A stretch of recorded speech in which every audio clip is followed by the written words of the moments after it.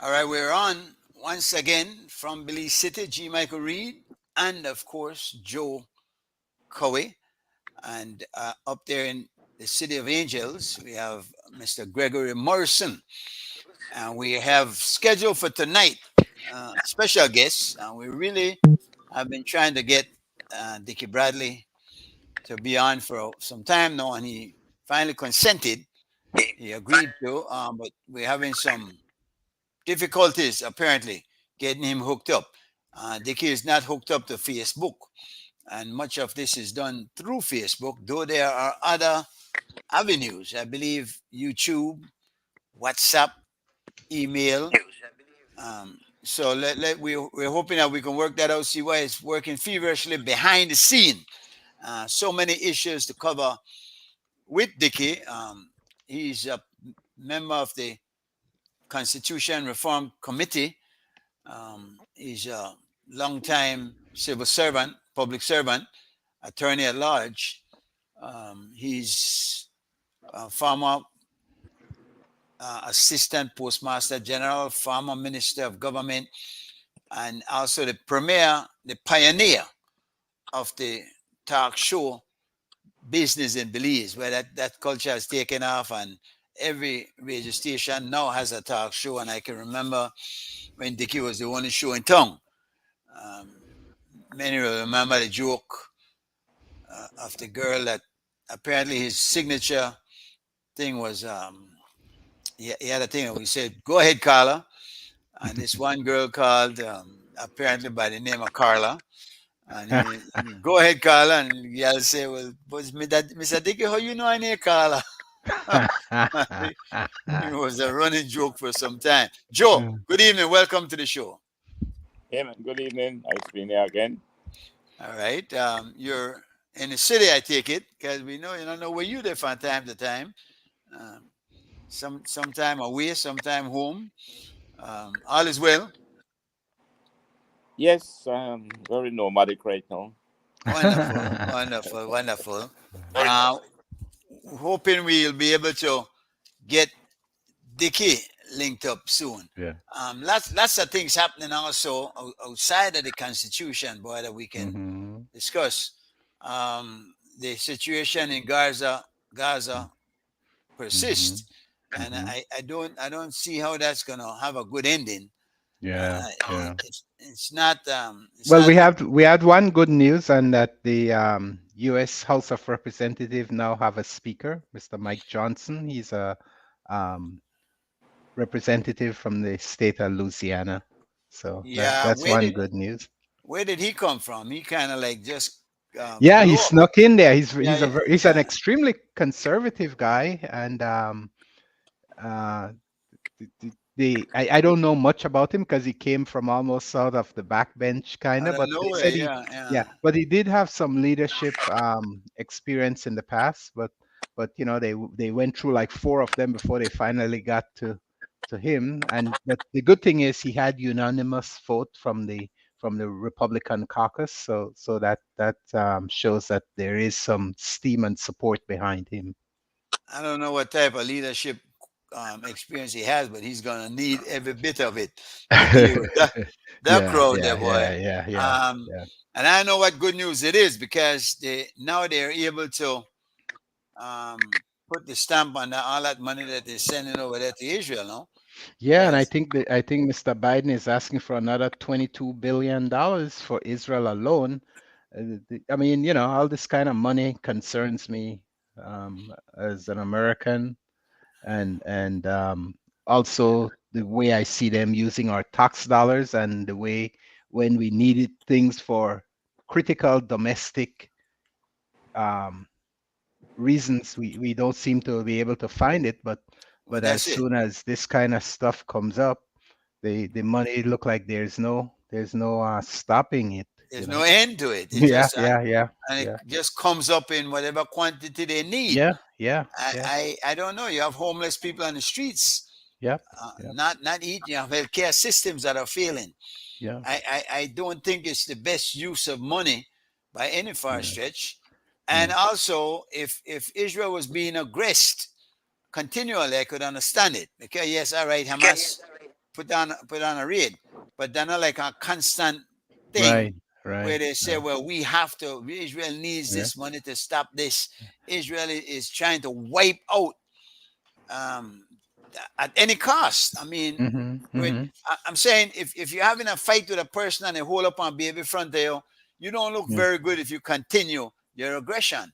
You Yeah. you you Yeah. kind of like back off and say, well, all right, make we get the baby out of the way first, then we could finish this, no? Yeah. But to not give a damn, Yeah. I don't see anything too godly about that. Yeah. And this is Mm. what they're holding up over many people's head, that they want God given thing here going on, no? That Yeah. Yeah. that I never quite understand that God give me land. I never yeah, give me yeah. none. So I don't understand that. I kind of started to feel jealous about God in that regard. 'Cause That you not think you're fair to everybody. enough And just fair to everybody. Yeah. well, listen, if you want chosen people, but then give me a little bit give me something more than a couple of words in one of the books, because there are many books that have been written. Yeah. Show me a little title. I'm sure Yeah. God could write at least something and say, all right, Yeah. show this if they ask you anything. But for just come with your word about it, Mm, I I'm not mm, really. yeah. Yeah. But Well, I you guys know how I feel about that great book. You guys parade in front of me every day and call me. What do you call me last week? well, you're a heathen.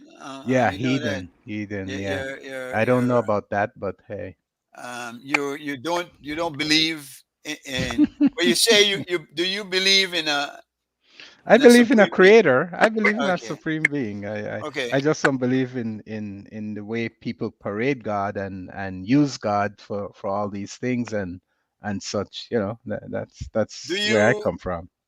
do you think that the words supremacy of God, that we're guided by the supremacy of God in the Constitution. Constitution, should be removed?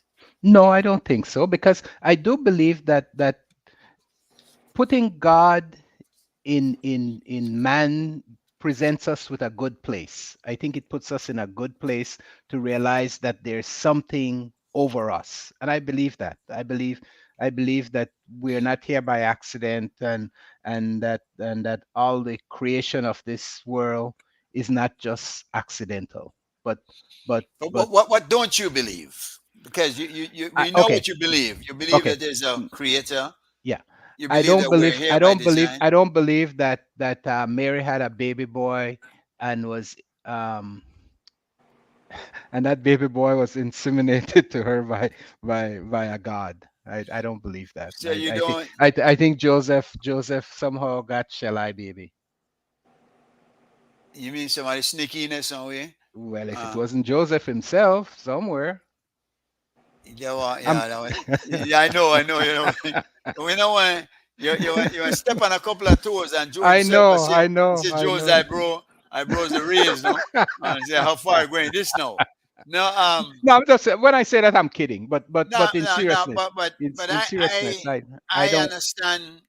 I have some questions about the Jesus story myself. Yeah. I And that believe Jesus story is repeated in many histories before Christianity, It's well, not there's unique to Christianity. similar Yeah, stories. yeah, yeah, yeah. So They call by different names. yeah, yeah. I believe that Jesus did come. I Oh, of believe course, there was a Jesus. There was a that Jesus. he did preach some good Yeah, things, yeah. and that he was murdered. That's An correct. That's innocent correct. man Yeah. was murdered in the most vicious of ways. Can you Yes. imagine being left on a cross Yeah. to Yeah. bleed to death, to just Yeah. die, Yeah. and being taunted?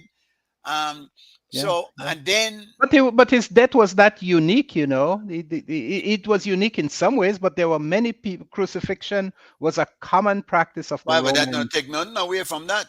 No, no, That no, is no, as no. I'm just cruel saying, and no, no, vicious as no, I'm no. saying. But I'm saying it's not his death of crucifixion was not unique. That's all I'm saying. They were There were, crucifying people right, left, and center. yeah, every corner Yeah, down the yeah. street. Yeah, So yeah. all that says to me is that human beings are indeed really mean and vicious people. Bill Maher once said, "Human beings aren't nice people," and I tend to agree with him. Uh, And then when and these very Jews now, these very Jews that are claiming this holy right to this, Mm-hmm. when they were asked, and they said, "Well, we go on. It's customary for us to release somebody on a holiday, one of the Yeah, prisoners, yeah, yeah. Uh-huh. goodwill. Uh-huh. We could release one of them that pick the most vicious one, Uh-huh. or we could release this fellow Barabbas. Jesus. Barabbas, I think it Barabbas, was. and they say, "Well, Yeah. give we Barabbas." And They I said personally believe that he's still out there right now. And all the kind of murders and vicious crimes that are being committed. The Barabbas, That's because they let out Barabbas. yeah. Yeah, All yeah. right, I'm getting a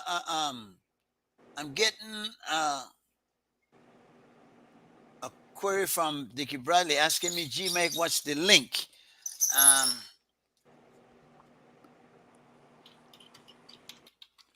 Send it to Clinton. He could CY, pass it on. CY, CY. I don't think we can copy. He has his mic off. You got your mic off there, Mr. Samurai. Um, testing. CY, CY. We really want to get Dickie on. Um,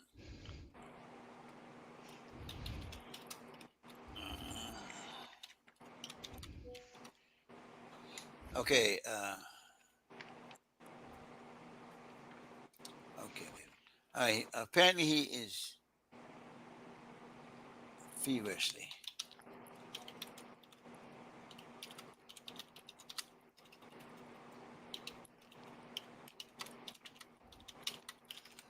Okay. I sorry about that, folks. We really have to. I'm trying. Mm. We're again. We've been trying so long to get Dickie on, and finally we got her on. It'd be.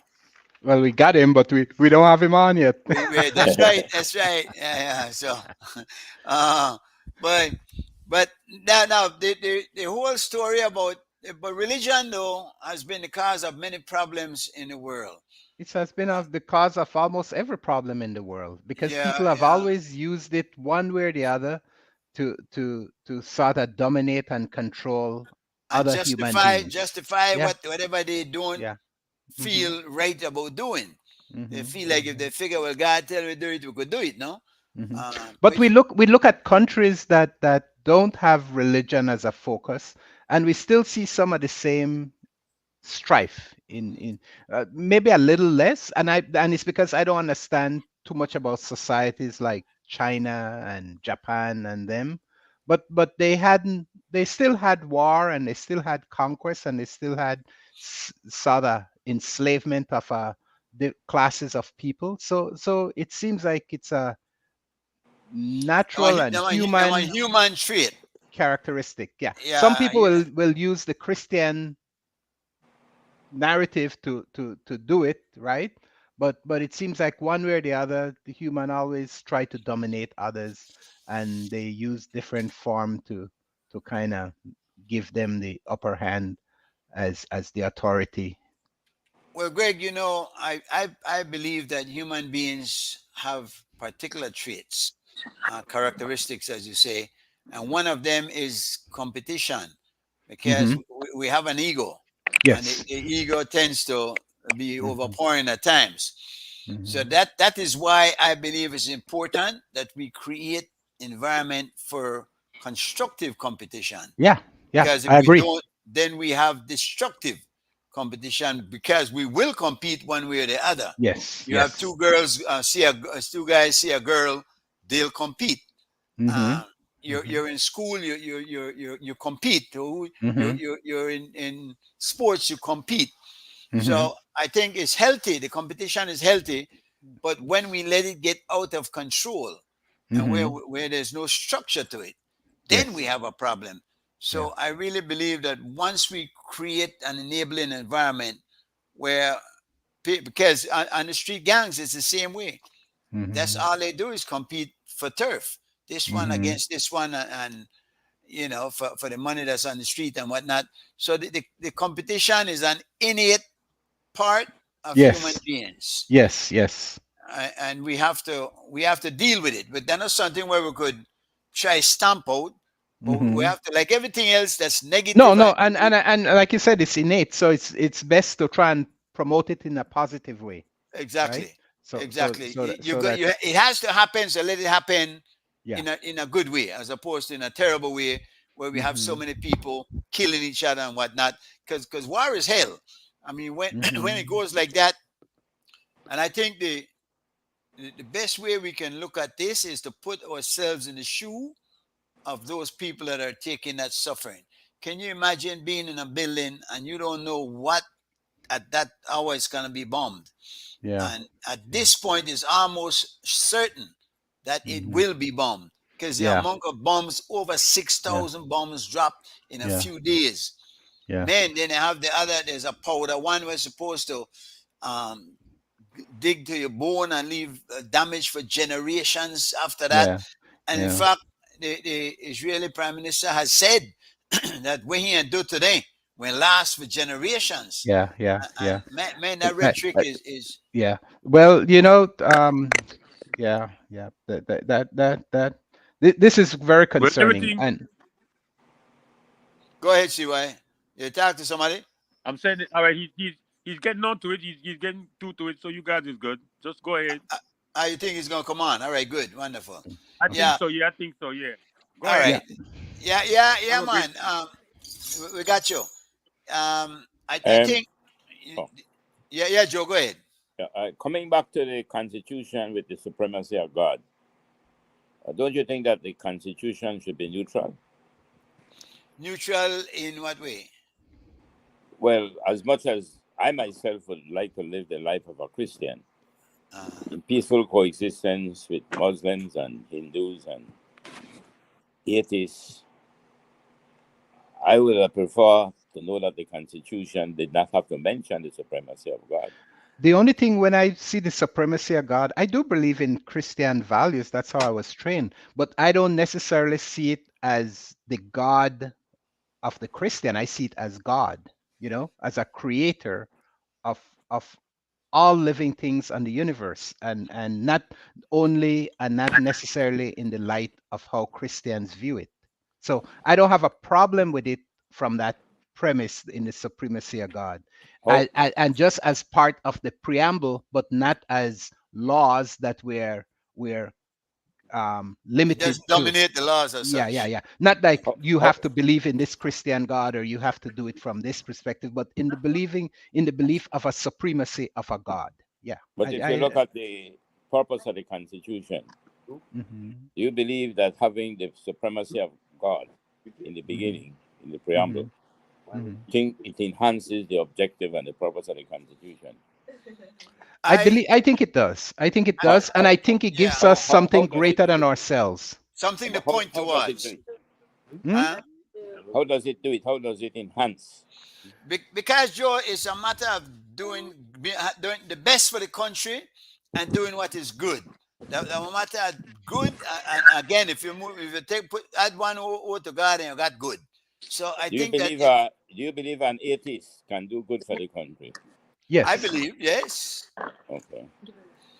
but the atheist and now funny thing because we can't wait for Dickie get on because he was discussing this and trying to explain it that it doesn't matter what you serve, which God, or whether you serve no God at all, but the supremacy of God somehow holds you something to strive toward, a lofty goal, if you will, a Hmm. lofty Hmm. standard, which Yeah. is above everything else. Then, and that's all that is. It is above any human's belief Yeah. It comes or without prejudice. It's aspirational. That's how I yeah, see it. But That's how if I you see it. look at the Constitution and they speak about the freedom of religion, right? Hmm. right, Which by inference mean you don't even have to have a religion; you can be an atheist. That's exactly. correct. So therefore, what I'm saying is that I would not argue too much about it, of course, but I Hmm. sense that there's a lot of hypocrisy surrounding it, Hmm. where people get the belief that by having the supremacy of God, Mean it will their make God. all of us be law abiding. But Hmm. what do you, how do you put God in what frame? Because God means anything that you want it to be. Um, So So therefore, it's not why necessarily. don't you do it like the American Constitution? And say what? The American Constitution, they deliberately made sure that it wasn't there. Yes, it is there. No, I'm pretty sure it's there. no, the American Constitution would not allow it. A matter of fact, public schools financed by federal government are not allowed to have religion classes. Joe, That's don't. true, but you know what? Every day the House of Representative and the Senate, those body and the courts open with a word of prayer. Well, yes, I'm not opposed. No, the No, point I no, was no. I'm trying to not just make. saying that Yeah, it's kind of schizophrenic the way the American deal with it. I wouldn't want to belabor the point. For me, I am it not. doesn't really matter. It's just that when one begins to advocate so strongly for having the supremacy of God in your constitution, I ask myself, what is it that would make it more likely that the objective of the constitution, the freedoms, would be achieved? Now, I would argue if I want to keep it out, to take it out. No, I wouldn't. But on the other hand, I wouldn't play too much. I wouldn't play too much. I hear what you're saying, and I appreciate your different view, if you will. All right. Robert Lamb says, Marley says, man to man is so unjust. That's the way it is, man. Guidance made in the image of God. All right. The U.S. Constitution does not mention God. Nearly all state constitutions reference either God or the divine. According to the 2017 analysis, God also appears in the Declaration of Independence and the Pledge of Allegiance on U.S. currency. So, yes, it does. In fact, that is where I remember seeing it. Is in the Constitution? No, it's not. No. It is not. Yeah. But it's in the Declaration of Independence and on the coins, on the currency. And also the oath that you declare upon getting citizenship. Well, you could, but people could change that. The courts have allowed people that are not Christians to change that to make a different affirmation. Okay, as opposed to so help me God. Then I think one of the concerns that would be expressed by, I would say, the experts in the framing of Constitution is that evidently where many of us who tend to equate morality with religion. When we think of morality, many of us think about religion.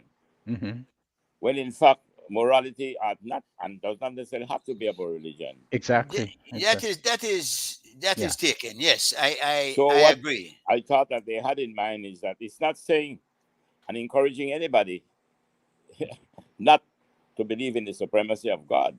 No, they are not doing that. You know what?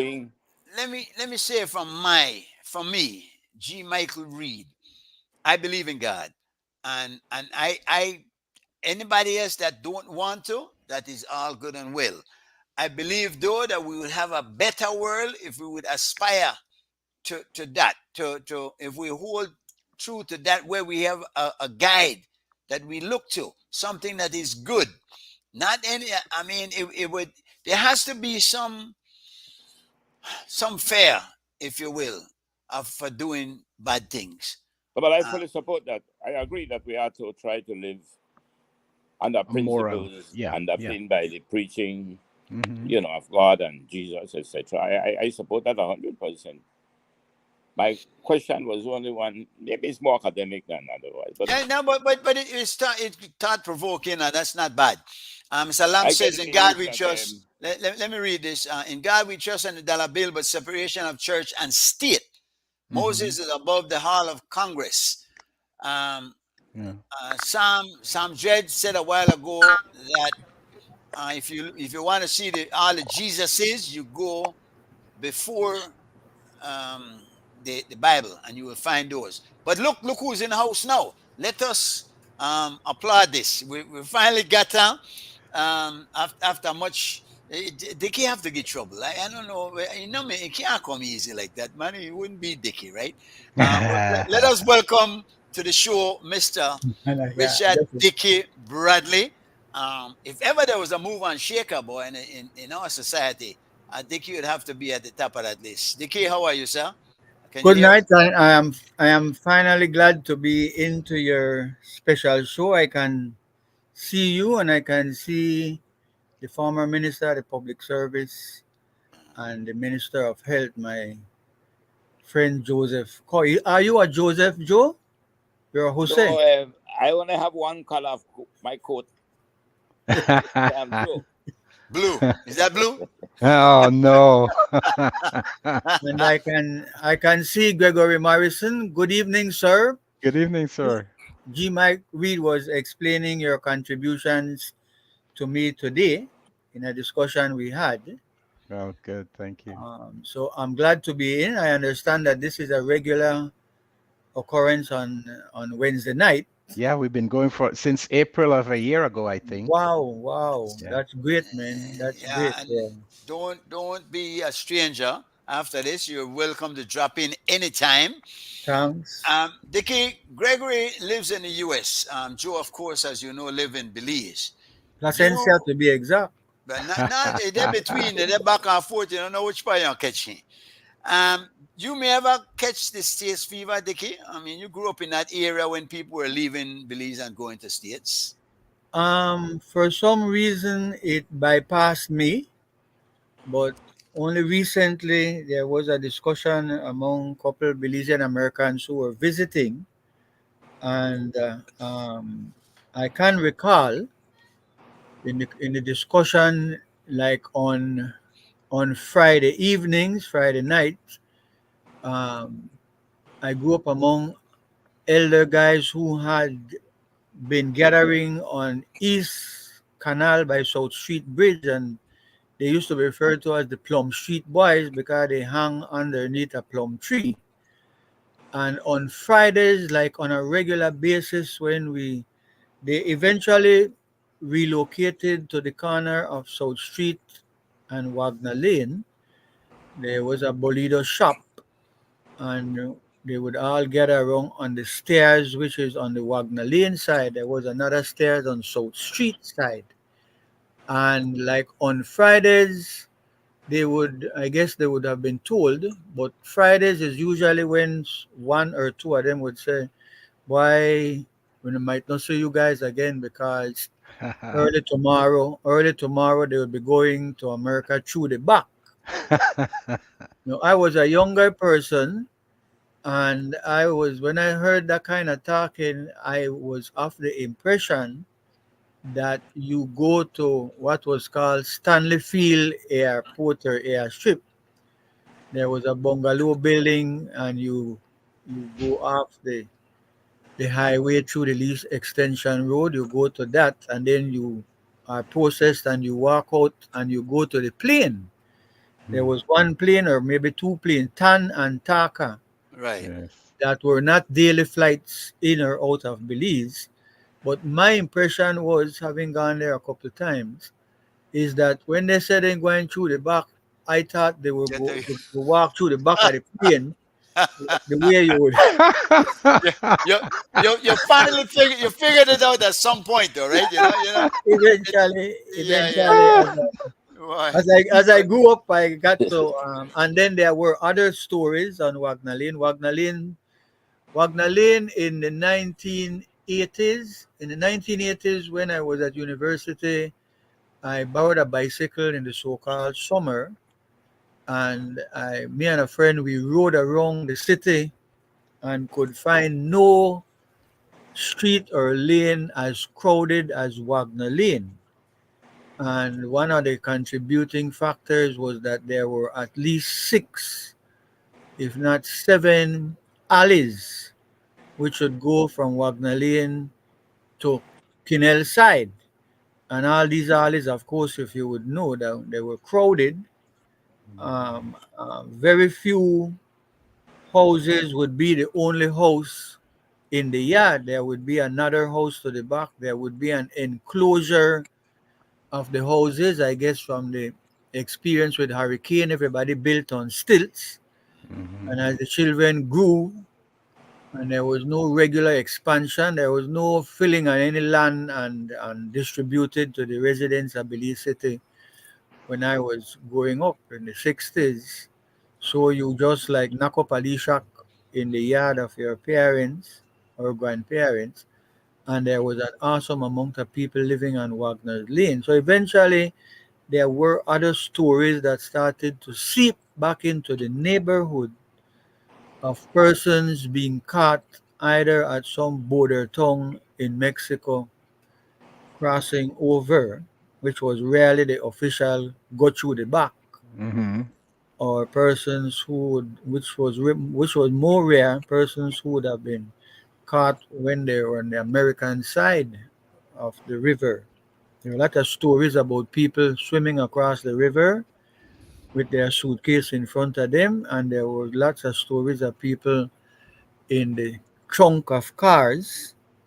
And there was also stories where persons were advised that when you reach the crossing, those who are actually passengers, when you reach the crossing, and immigration peep into us, how are things or what's going All on? Americans on board. That kind of question you don't answer because yes sir we Right, never right. believe. Yes, sir. Yes, sir. You're right. There are lots But of stories. In fact, man, um, who said Joe Cowie, your friend Jerome Mogil, he had made at least one trip that we know about. It's not a thing they talk about plenty when I was growing up, but he made a trip and there was some boarding house or hotel not so far from some bridge that you would cross over. And then they all asked for rooms on the side where you could look out and see people early in the morning. And when they look out and see a Belize and then they holler, Joe, Joe, wait for me, I'm going with you. Wait for me, I'm going with you. A lot of all stories. And lot there of were, stories. yeah, There there was the were, there were, let me just get this in. Go There ahead, go were, ahead, go ahead. there were one or two sad stories of women being caught and raped on the Mexican side by Yes. Mexican officials in Mexican jails. Yes. There were harrowing stories of the treatment of Creoles going across and running into that kind of experience, no? Yeah. There Which of course still lingers right now because there is an exodus going on. A lot of people are going to America through the back right now. from Are they Belize, you think? still? Are they Yes, still? From from Belize Belize? City. Yeah, that is what Mm. has contributed to the reduction in gang And in violence Oh, violence. and yeah, I shooting. heard that. I heard Yeah, a lot of the gang yeah. members are going. Yeah. Yeah, I Um, get my office get at least maybe one or two requests each week for us to do a letter for them to say that um, were they to be deported or were they to return to Belize, they would be killed because of the gang violence, either because they were a former gang member or because they lived in gang infested areas. So apparently we that is can, working, huh? That is working. It's been- yes, we get a lot of good reports that that has assisted, and if we could get a police record, and I guess whoever they are dealing with is helping with the paperwork over there. we can only hope that they change their lives because going over there they will meet the same situation and some of it much worse. Well, And human nature being what it is, a lot of people will not be able to make the transition, but a lot will. that Mhm. yeah, let's hope for that. I know also the kid there were times when women were stranded in hotel rooms by coyotes who took them up and were supposed to supposedly carry them over, and Uh-huh. then they wind up stranded in a hotel room. So our own people, not only the Mexicans, were taking advantage of them. Yes, they were raped by the coyotes. There are two well-known coyotes who are actually still operating. We believe that they have arrangements with the Americans in the sense that they would share information. They would be given a list of persons who the Americans would be interested if they were going over. I So they mean, know where they were coming. America knows about the trade. The embassy in Belize knows about the trade that people are Intention. being Oh, carried they over. always know. Yeah, they always know, and They always. they prefer to work along with these guys because they do have visas and they do have some kind of you would say connections. They never run into any problem with either the Mexican or the American immigration Yeah. authorities, but Yeah. they carry persons for. If you could hustle up a quick $6,000, you could go on one of those trips. Yeah. Oi. Well, Listen, we have a lot for talk about, Dickie, and certainly the Constitution Reform Committee. We have to address that a bit. Somebody was saying just now that they like when you say that if the lady dead, they don't want to bury you. But I would hope. I would hope. I would hope that that is so. No. I want to clear one thing up before we move on. You were the pioneer of the talk show culture in Belize, I believe. When you had your show, and of course your that true the thing, but with the lady, and when you tell the lady, go ahead, Carla. Carla. The lady say, how you know I name Carla, Mr. Dickey? Whether that true or they just make that up because Creole good pan that you know. we are a creative people. No, we are very creative. Oh yeah, yeah, yeah. In fact, Now that that is one is true, though. Now that one is true. I remember the night. okay. Yeah. You remember it, Dickie? The case Um, like say, go it ahead, it Carla. Go ahead, was Carla. no, come in, Carla. Come in, Come in, Carla. God, Yeah, yeah. yeah, come in. Man, I would have to confess that on Wednesdays when I would step into the little small studios, it's like you're going inside at these what we see on American television, what they call it, the cyclone, the twisters. Oh, Once you get in, Okay. once you get into the studios and they link up, like I just linked up slightly differently with your show. Once the once the telephone lines were opened, it was an intense, never-ending. Yeah, You yeah, know, it's yeah. almost like literally thousands of phone calls in the hour or 2 hours of the show.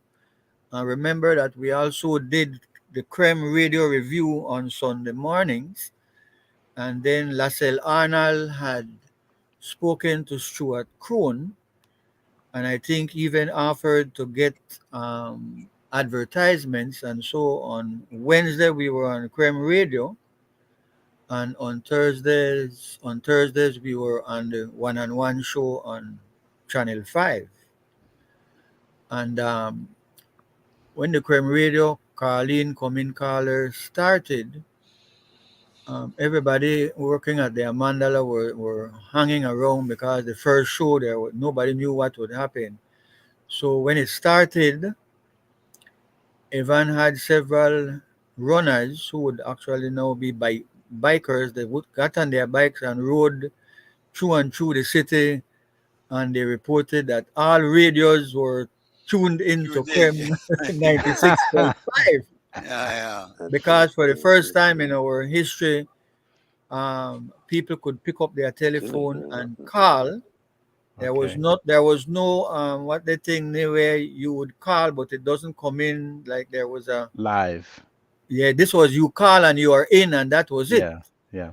And I guess that is one of the reason why Evan and his dad, Charles Hyde, who worked at the Mandala newspaper during that time, it was a concern, because where the newspaper was concerned, there were, of course, regular attacks. If they wrote anything about Mm. the politicians in those days, you would get a letter from a lawyer taking you to court for libel or defamation. So there was a concern that, men, What will they say, right? right, that is the point. They're going to say, like, anybody who mischievous would call and say things, because it is our culture to talk about people.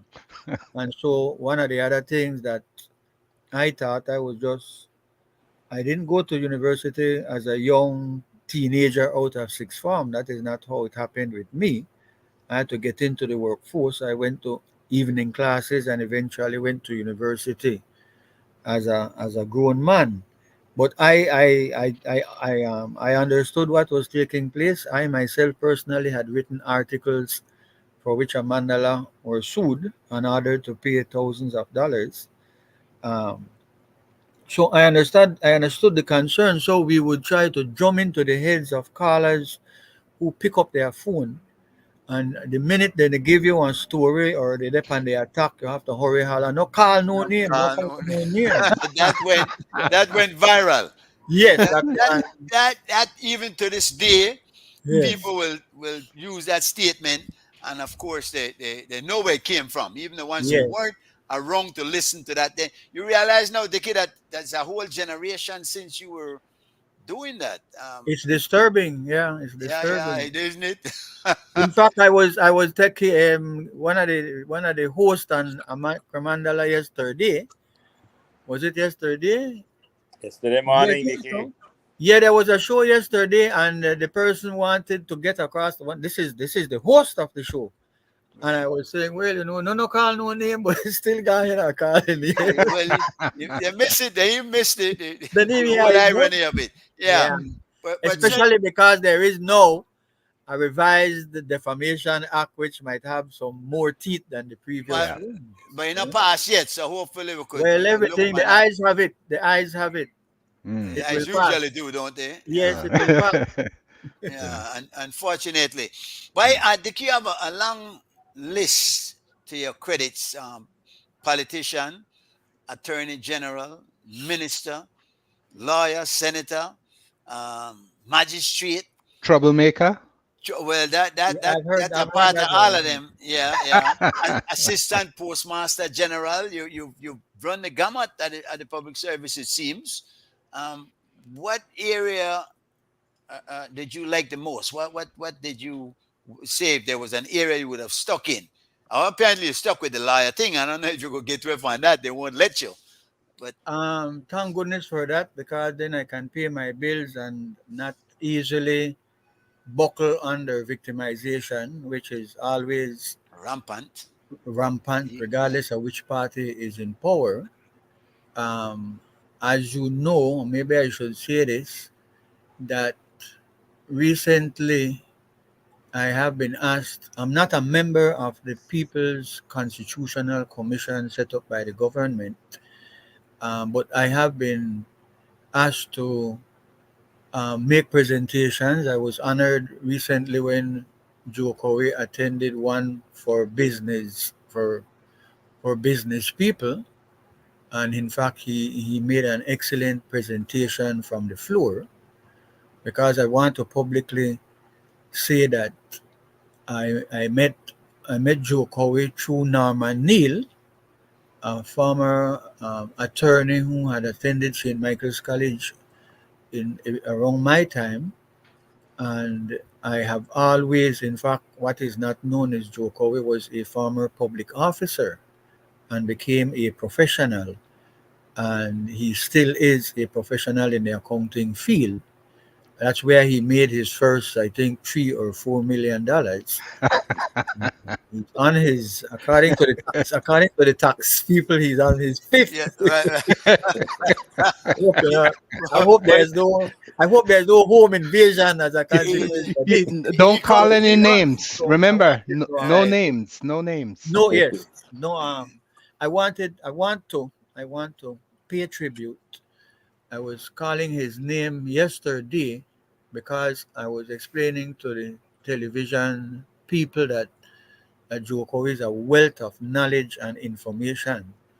He is blessed with a brilliant mind, um, and he has much to offer the country, but in the area of the public service, which if we get into talk about the Constitution a little, I may have said to Joe sometimes recently that looking at the Constitution of the country as it is, and by the way, I am, of course, of the view that the Constitution will remain much of what it is right now, with hopefully some changes and amendments that improves upon it, but the basic structure and the institutions that have been set up since independence, those will remain. We will have an executive, a legislative, a judiciary, we will have a public service.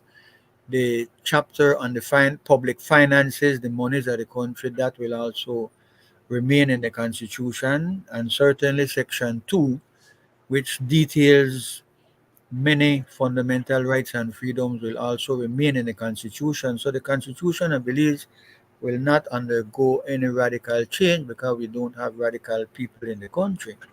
But I do want to say this in Joe Cowy's presence, that he is one of the persons. I've said this to the Public Services Union people, and I've said this to the Prime Minister, that the concerns some of us have, having grown up in the public service, that Joe Cowy is the best person who can offer proper guidance and explanation as to why things happen. I was in San Ignacio Monday morning speaking to the teachers. We had 1,200 teachers who were given day off to go to a presentation on the Constitution.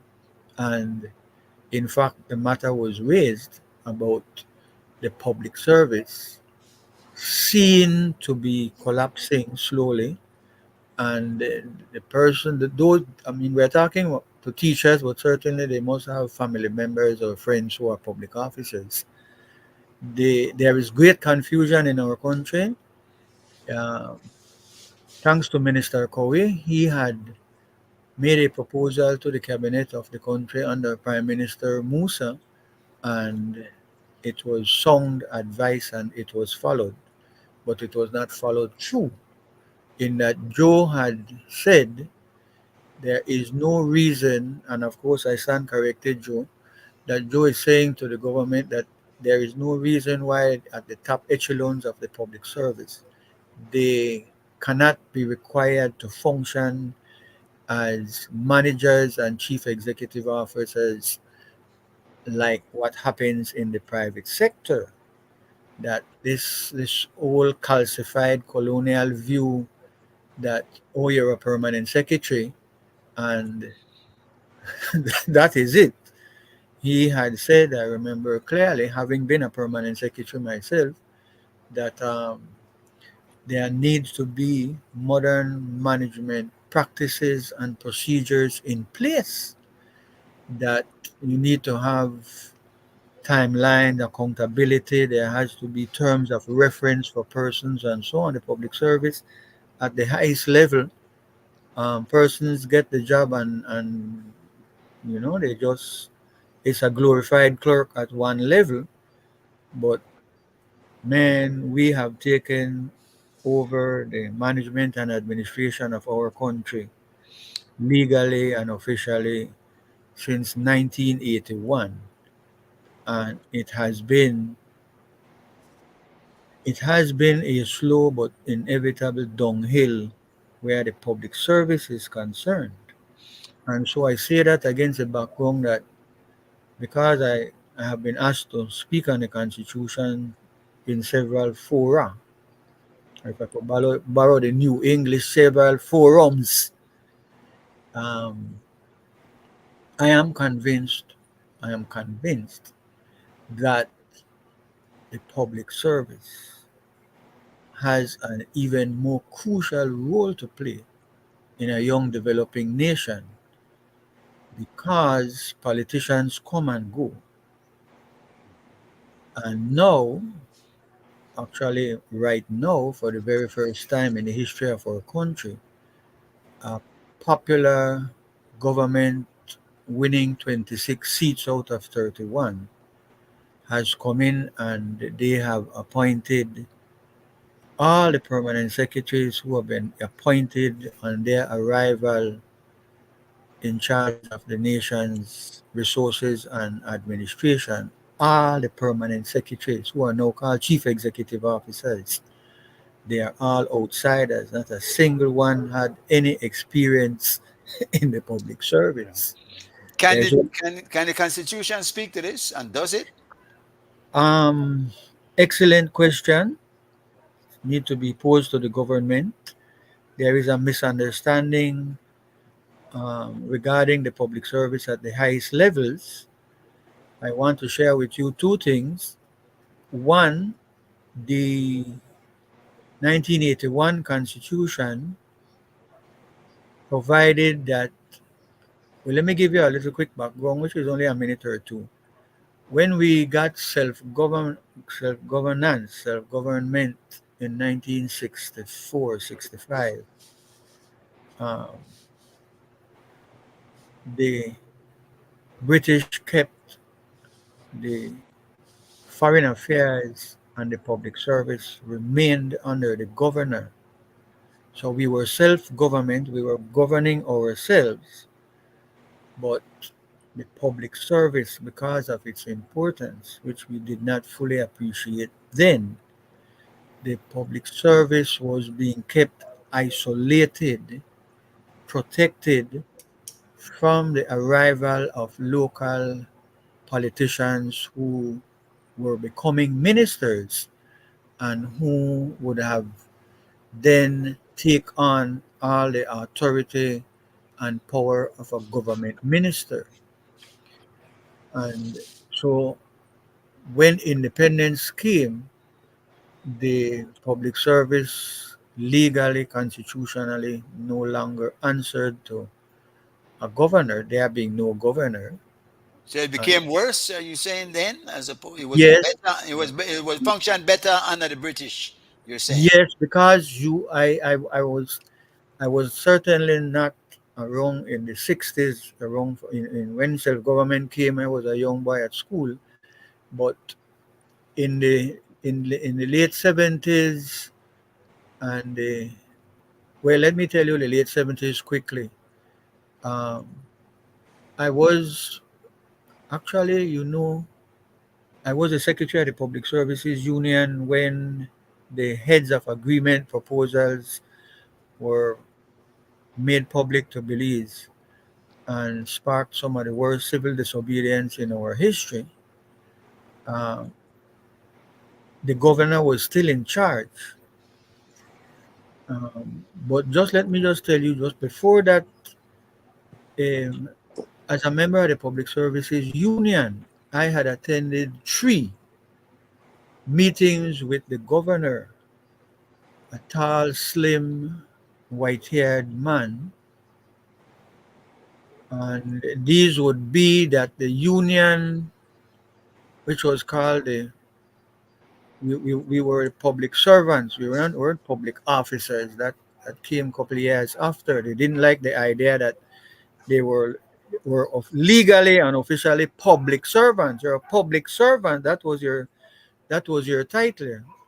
Um, we would we would have been invited to go and make representations directly to the governor, who was in fact the head of the public service in a nation where elected politicians were the ministers or the ultimate bosses with the limitations. I also want to share with you, since everything we say on the net is stored somewhere, that when independence, when independence, I think, like probably at the beginning of 1981, when George Price was told by the British that the nation would be granted its independence. It was up to him to pick his what month, and he had told them from way then that it would happen in September.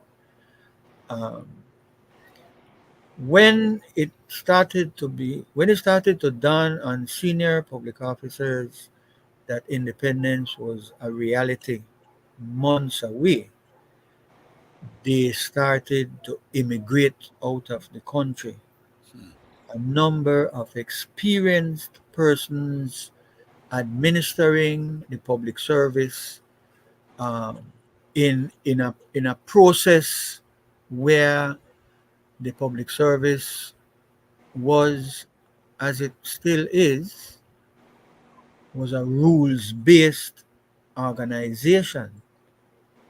The colonial powers, for example, in regards to taxpayers' monies, the British all over the world where they had colonies, they kept a very tight oversight and control of taxpayers' monies. I guess one reason would be that the British government would not want to be giving you monies because they had a duty to mind their colonies. Would want to be giving you monies when you are collecting taxes and abusing it and stealing it. And Right. there are nations which even now, people like Mobutu Sese Seko, Idi Amin, a whole host of African nations which were under the British. These people go to the central bank, they, their wives, their family members, and they go shopping in Paris, and their suitcases is filled up at the central bank with United States dollars, and they just take out money, literally take out money out the country like that. So the British, I'm saying the British had a rules-based organization, and that was tightly managed. And when Belizean administrators and managers started moving into becoming deputy heads of government departments and permanent secretaries, they brought with them that background that you are personally responsible and legally responsible for taxpayers' monies.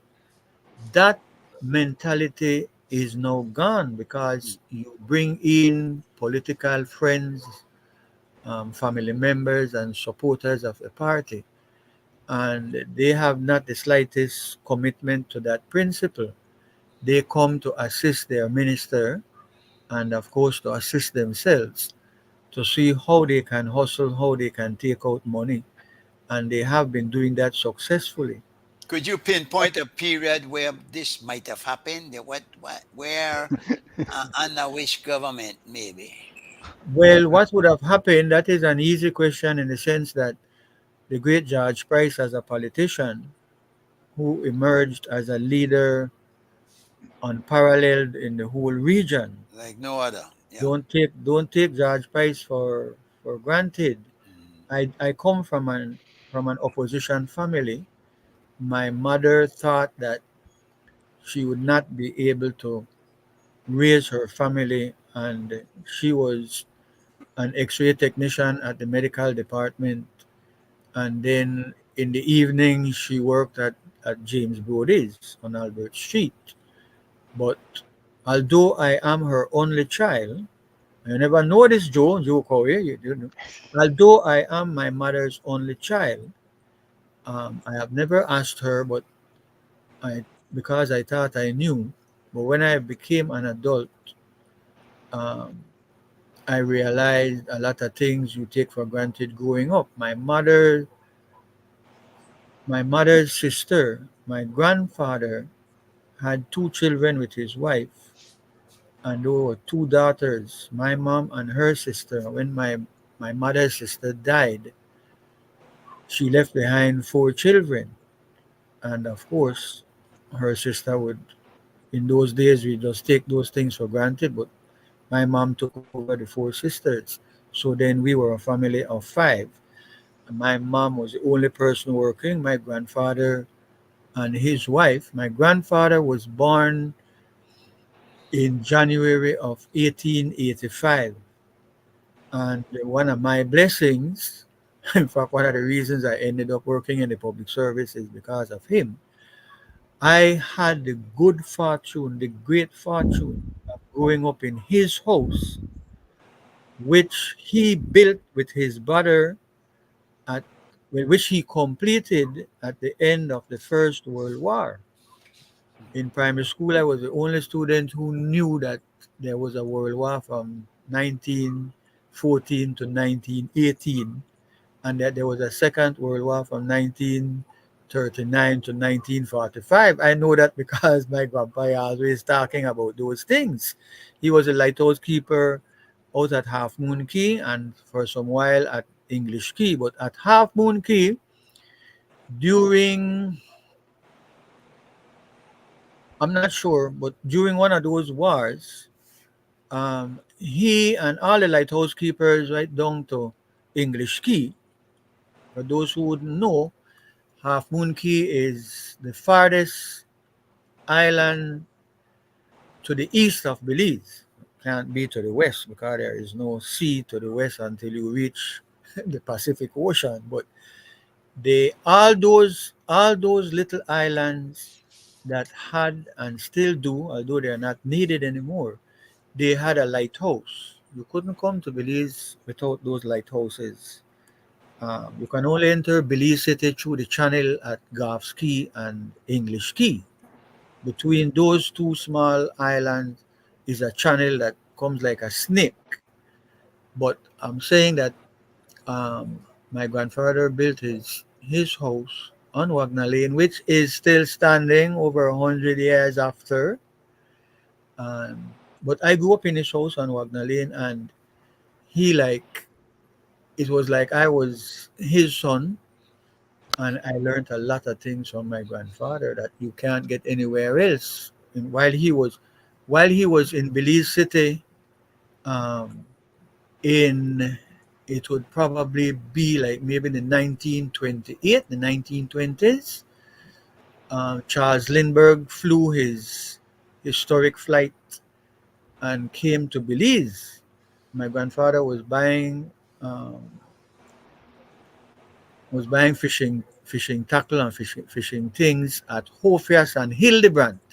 He said that store was named Hofias and Hildebrandt when from he was a child. Yes. In fact, somewhere either there or nearby, you could pay 10 cents and you could listen to a radio. You held two tubes at your ears and you could hear BBC. There was no Come in, radio. Carla. Yes. Come in, Carla. There was no radio. You wouldn't hear that coming caller business. There were no telephones either. So, but what he was saying is that when Lindbergh made the first circle over Belize City, of course, everybody would run out of the stores and because you're hearing a strange noise in the sky, in the air. And he said that many persons, if not all, many persons, they went on their knees and started to pray to Almighty God. They didn't know what the heck was happening. Where did this big giant bird come from? It's big, nice, this huge nice over the city. I Let can me imagine. let me let me share with you, and I will end this episode here. But let me share with you that Rufus X, who doesn't live far from me, had told me that after Hurricane Hattie, in his villages in the Belize district, Crooked Tree and Lemonal, that when the first rescuers that came was an American ship out in the harbor, and there was they looked small because several zinc from my grandfather's house had blown off. Wagner Lane not far from Foreshore. You have Foreshore, Regent Street, Albert Street, and then Wagner Lane.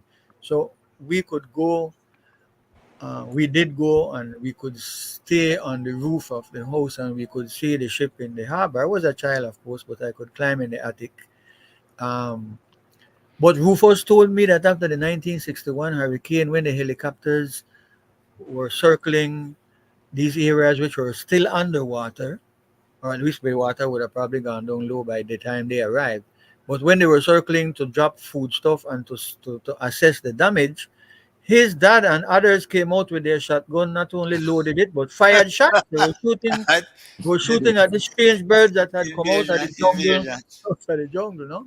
But let Yeah. me just end by sharing with your listeners. Um,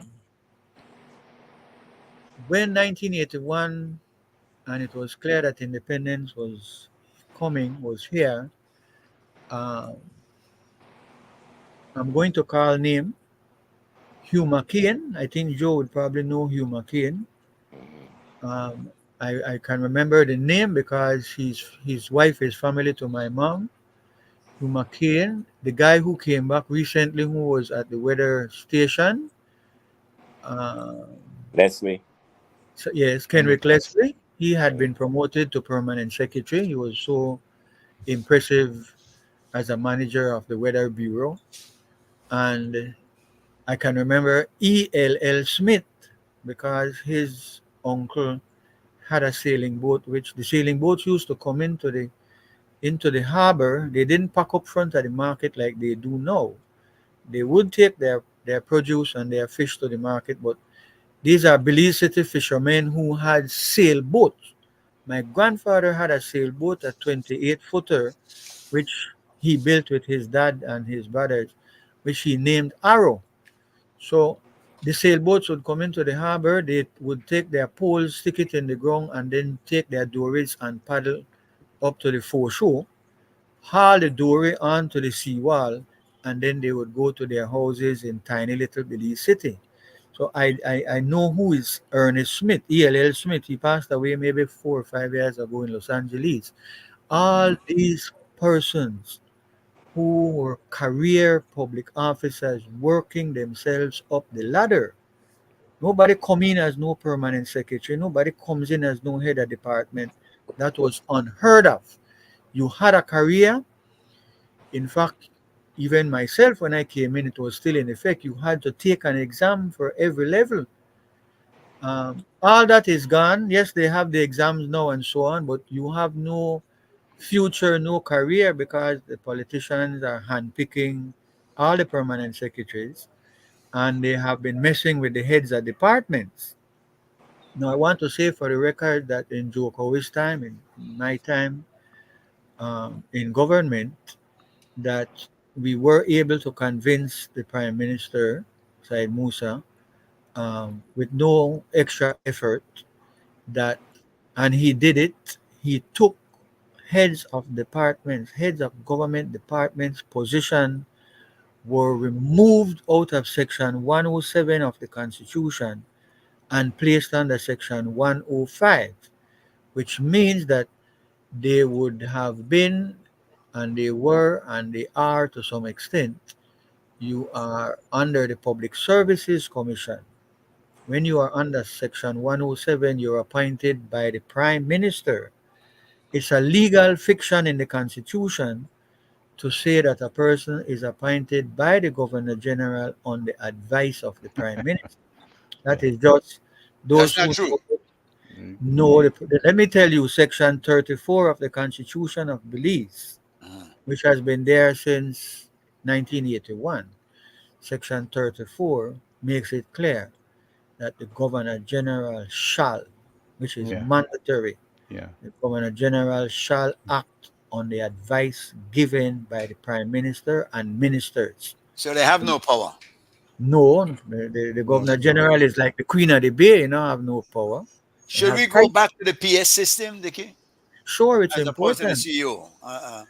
Well, you see why I'm saying, and I'm giving big credit to Joe, is because if I could borrow from a person I'm very familiar with, although he lived hundreds of years ago, William Shakespeare has said in one of his plays that he said, "What's in a name? That which we call a rose by any other name would smell just as sweet." So, using that, whether you call a person permanent secretary or chief executive officer, or managing director, or whatever, it is what the person does. It's not the title. And It's what not they know what to do, because if they didn't come up through the service, there's not much that they know except to right. So, follow but it, orders. No? right. But so what Joe had proposed to the cabinet, which was approved, is that permanent secretaries, because of the name, you call them big man. People didn't know what kind of job I did when people said the kid I'm a permanent secretary. First of all, they think I was like a secretary. I did type out things and I did do Yeah. secretarial work. So but they still have that nomenclature in many of the colonies, former colonies. In Jamaica, they have permanent secretary. Well, could that be a reason why they willingly went along with the change as opposed to object to it? No, it didn't matter to me personally because no, well, no, no, no, no. I 100% agreed with Joe that you're not only going to vest in this new creature, um, a modern approach to managing a government ministry. The hierarchy of the public service is that the Constitution says a minister has general administration of a ministry, like it is in the British nation. And politicians, as I say, come and go. And that is the reason why the word permanent is so important. Whether you're a minister that comes in with a conservative government in Britain or you come in with a Labour government, and there have been times when the Liberal Party have, in fact, won general elections in that nation, the permanent secretary is there. He's permanent because he is a professional, career trained, and qualified public servant. Risen through the ranks. Coming through the ranks and trained and taking pride in a simple thing like this, among other things. A minister will come in. Oh, by the way, a permanent secretary is also, as Joe will remember, a permanent secretary from ever since is the accounting officer of the public funds. What that means in law is every year when our parliament, which in the constitution is called the National Assembly, George Price had liked that word. I think he got it from India and several African countries, Nyerere and the revolutionaries who didn't want their country to be talking about parliament as if they were in Britain. The Mm-hmm. National Assembly is an assembly of the nation, Mm-hmm. broken up into 31 constituencies. A permanent secretary by law every year when the legislature approves what is referred to as the estimates of revenue and expenditure, called the budget. In there, they give the authority that the permanent secretary is the accounting officer, not the head of department, not somebody with a big title, not the minister of government. God forbid. These people are answerable to the Auditor General, the Accountant General, to the Ministry of Finance, which for dozens of years would have meant George Price and Mr. Fonseca, not Ralph, his dad, and all these career civil servants who took pride in their jobs, who took pride in their positions. Um, so, can you imagine? And by the way, an accounting officer has a lot of responsibilities spelled out in the laws that are applicable. The main ones we were trained and had to pass exams on. You had the financial orders that goes into great detail to secure and account for government monies. So And was it in ignorance that we gutted the permanent secretary? Or was it with some particular design and desire to just change things around yeah, to have well, more political Some accountability? rationale. Some rationale. Joe will come in. Joe will come in shortly on that matter before the show overs. But let me tell you that as a former permanent secretary and as a former public officer, I was the hospital administrator. I could write a book about that. Um, Mm. I was the youngest head of a government department. I was the assistant postmaster general. I thought I had outgrown my years there, and I had asked for a transfer. And they sent me to Belbopal. I was being punished for writing things in the mandala. So Oh boy. I, Yeah. they sent me to Belopal. So I had to get up early in the morning, catch a bus. I used to be on Batty bus.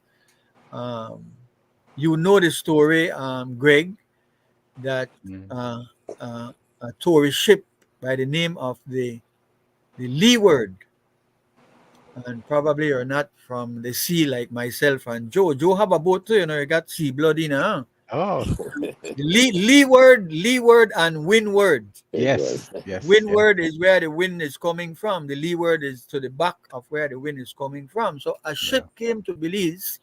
It was a tourist ship filled with gays, and it was allowed. It couldn't land at several of the islands because we all had the I same law. remember. You Yeah. remember that thing? So Yes.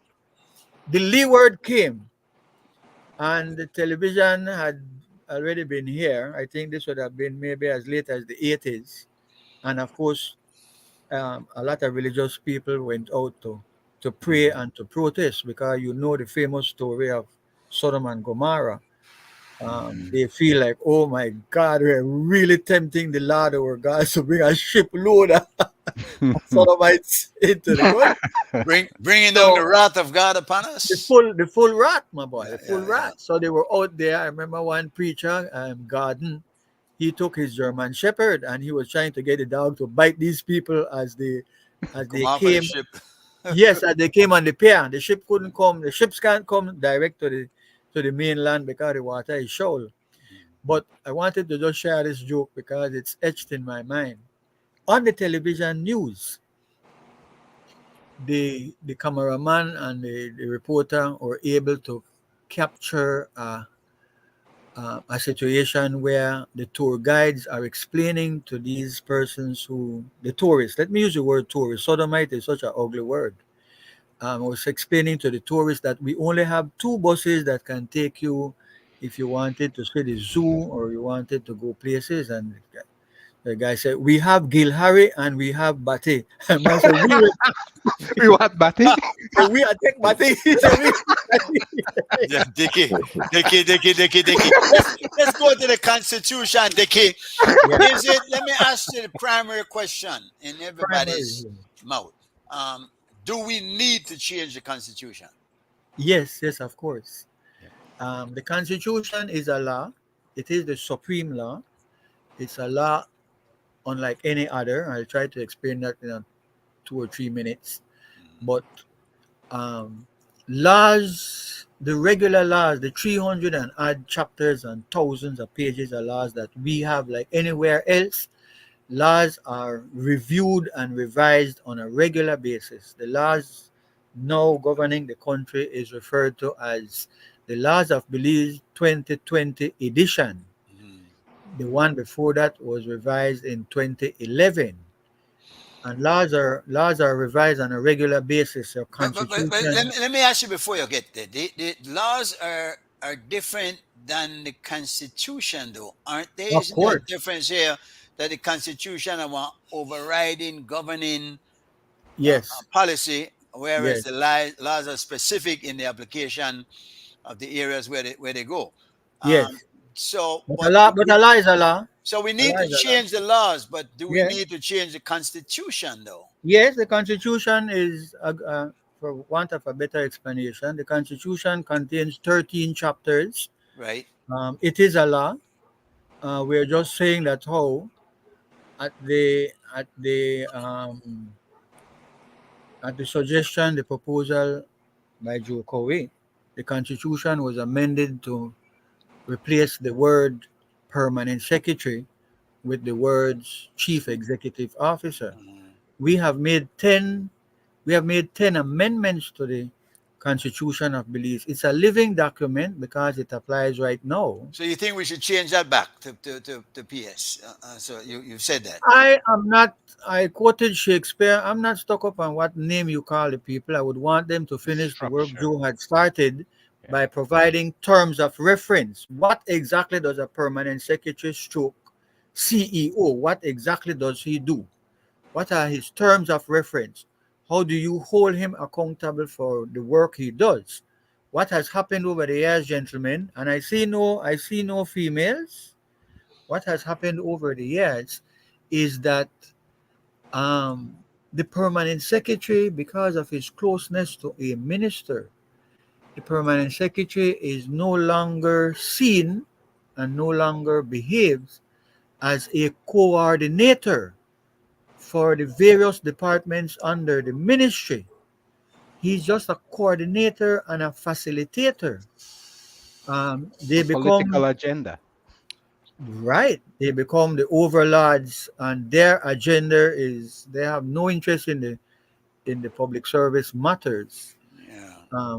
Their interference causes more problems than anything else, and creates great source of frustration, um, and demoralize the public service. So people will just go to work. And let me give you a good example of a big problem in my personal view. The customs department. custom officers who are assigned to border areas, and custom officers who are assigned to check incoming containers for merchants. Belize is still a very small country, and we all know a lot of things. Hmm.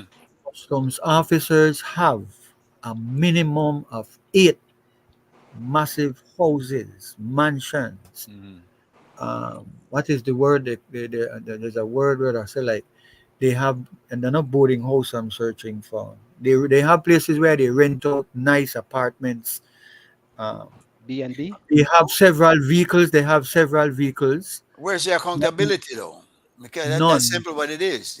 none, Doesn't none. does the Constitution speak to that? Or are you saying that this is some one of the things that we need to put in there? Well, constitutions don't go into great details. They're not required to do that. The Constitution lays down the principle, and they are supposed to be supporting laws. Yes.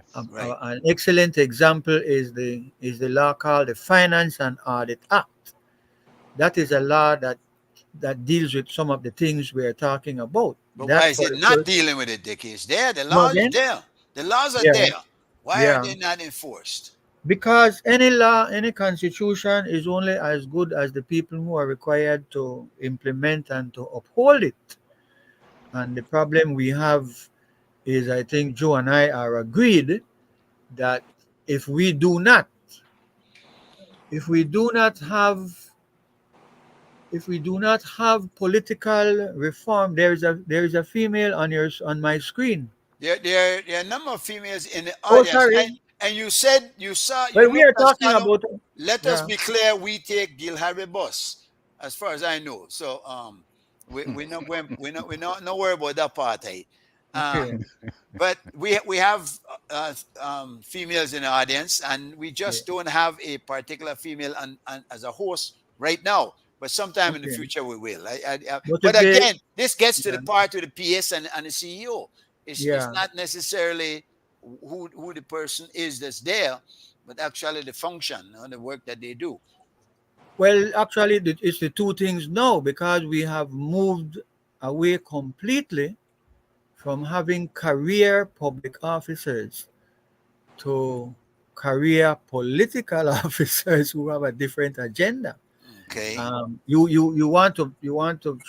want to make this point as well, that you see a career public officer, for some reason, we are all brainwashed into the organization we work for. Especially the longer you work there, you actually become a Yeah. part of it. Yeah. These career persons, they can look forward to a number of things.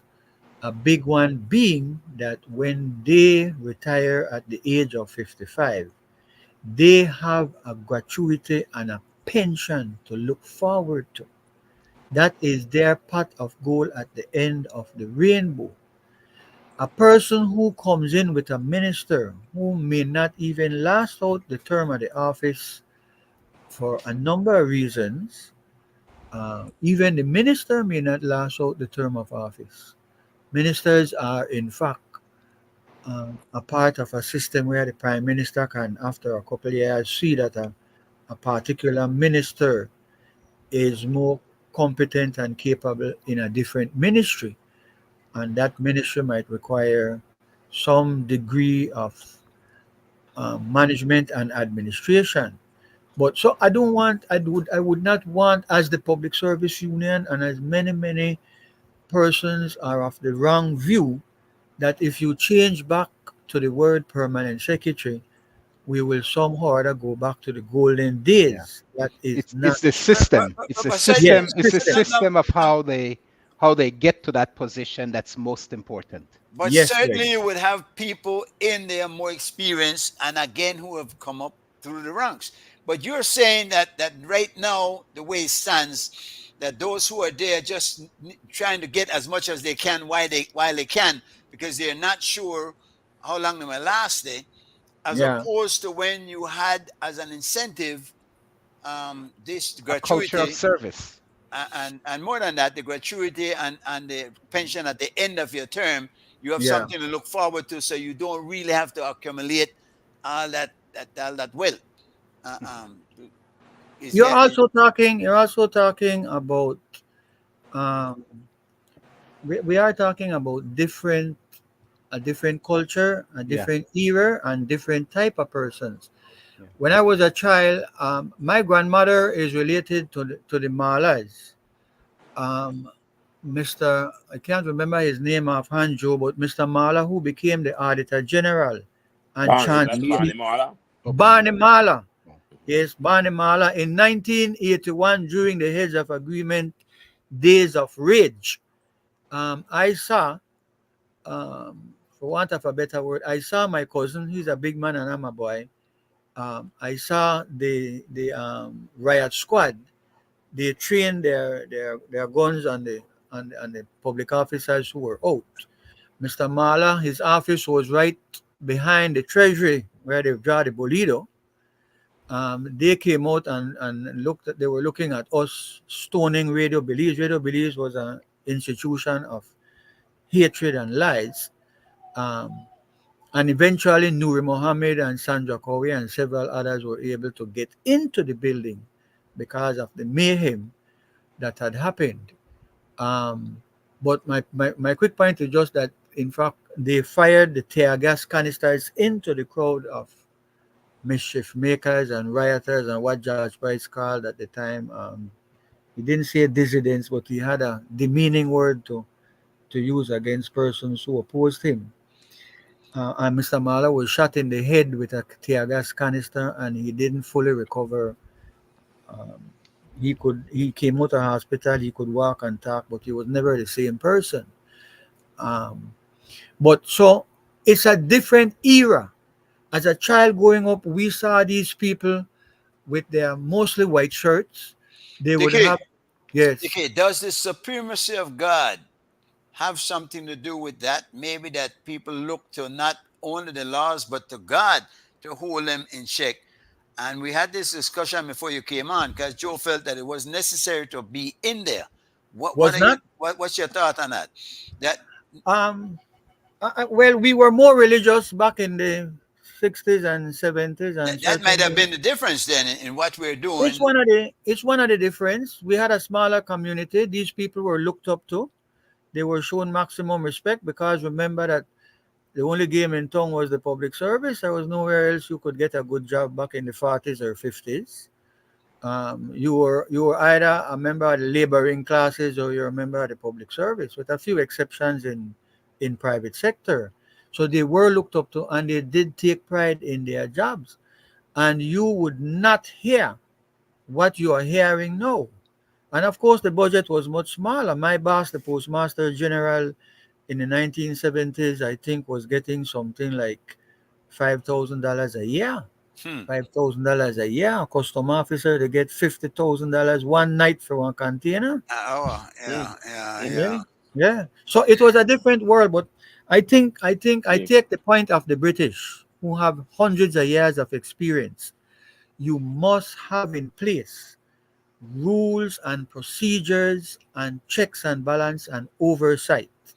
When the audit department is when they come and say we will audit this department starting Monday, all the people who handle the government stores and the resources and have to make the vouchers and so on, they are trembling literally because the people want to find something and they have to answer and they have to go to some committee That's in, right. in, in Belmopan to explain why this irregularity took place. And there is in the laws of the country, in the public service rules, public officers are surcharged. We need to Mm. we need to put that in for ministers. We need to put that in for every person. A public Uh, officer who was given a vehicle, not given literally, but who was assigned a vehicle, let's say the driver and the supervisor, if they crash the vehicle and the police find that they were at fault, they were surcharged for the cost that it would take to repair the vehicle. If you are put in charge of money and they can't show that you stole it, but it is not accounted, you can't give an account of how $200 or small money in those days, they surcharge you and you go through all kind of thing and it's on your record and it will come up if a training comes up or if a promotion it comes up. You keep a record.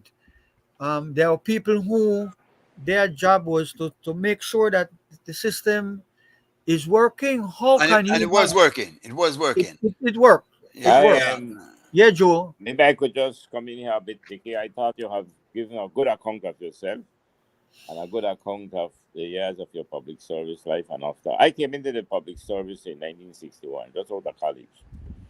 And I had the choice of going with the bank, which they offered me a job, but I wanted to go in the public sector, so that's where I went. And like you rightly said, at that time, public officers were considered the elites of the society. And for you to get into the public sector, then you had to have passed Cambridge, because we used to have to sit Cambridge. Mhm. And then you had your 2 years probation. And after that 2 years, you have to sit the exams. Within that 2 years, then you become a member of the public service permanent. But I say this because I was there for 20 years. I left in July 1981, just before What? independence. Uh-huh. Yes. And then I would I would agree with those who said that despite all the inhumane treatment of the British to the colonies, one of the things that they left behind that was of use to the world was a public service. So I must give them the credit that they did have a highly disciplined, highly effective, highly efficient public sector. We just didn't And they carry it were on. underpinned by certain basic principles of neutrality, meritocracy, permanency, etc. But I believe what happened to us is that after the independence and we took over the public sector, that new breed of politicians that were coming, they came with the belief that they knew what to do to fulfill their manifesto commitment. And it was in their interest to subvert the public sector and to make it submissive to them. But I think also lying behind that apparent objective, that was sinister motive. So from the time when we subverted it and we begin to take away the meritocracy, the neutrality, the permanency, that was when the public sector began to decline. And over the last 15, 20 years, I am convinced that it become politically and administratively dysfunctional. Good. And obviously, a dysfunctional public sector will never be able to allow you to achieve what this constitution set out to do. I did some time surgery, and Dickie, I think you remember, I think it was you who introduced him to me, and he came to Belize System. You remember a guy by the name of Dr. Gomes? Yes, man. Brilliant, brilliant guy from Jamaica. That's right, Caricat. Because he came Yeah. to see me in Belize, and it was you, I think, who mentioned him. Yeah. And it was through him that we set up a team for all the CARICOM countries to carry out public sector reform for the region. So I believe that we had indeed a way forward to bring the new public management to the region. It's still available, you know, Joe and Greg Yes. and Mike. Yes, Let me just and interrupt you while it's in my head. What we are going through in our small country with the matter of the public service is not new. We're not mhm. reinventing the wheel in seeing the politicization of an organization or an institution, which is so important. Let me get ahead of what I was going to say this.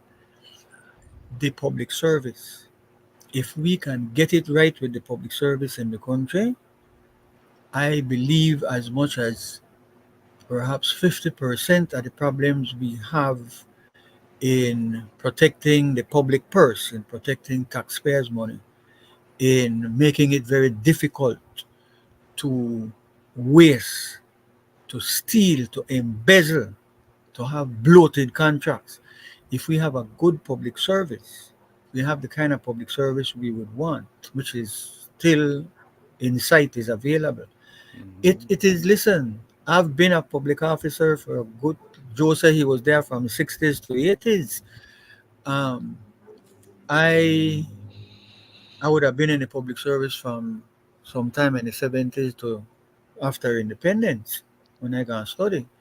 Um, we You can't easily bloat up a contract without public officers knowing. You can't divert public monies without public officers knowing. Greg, I want to share with you and your listeners, your viewers.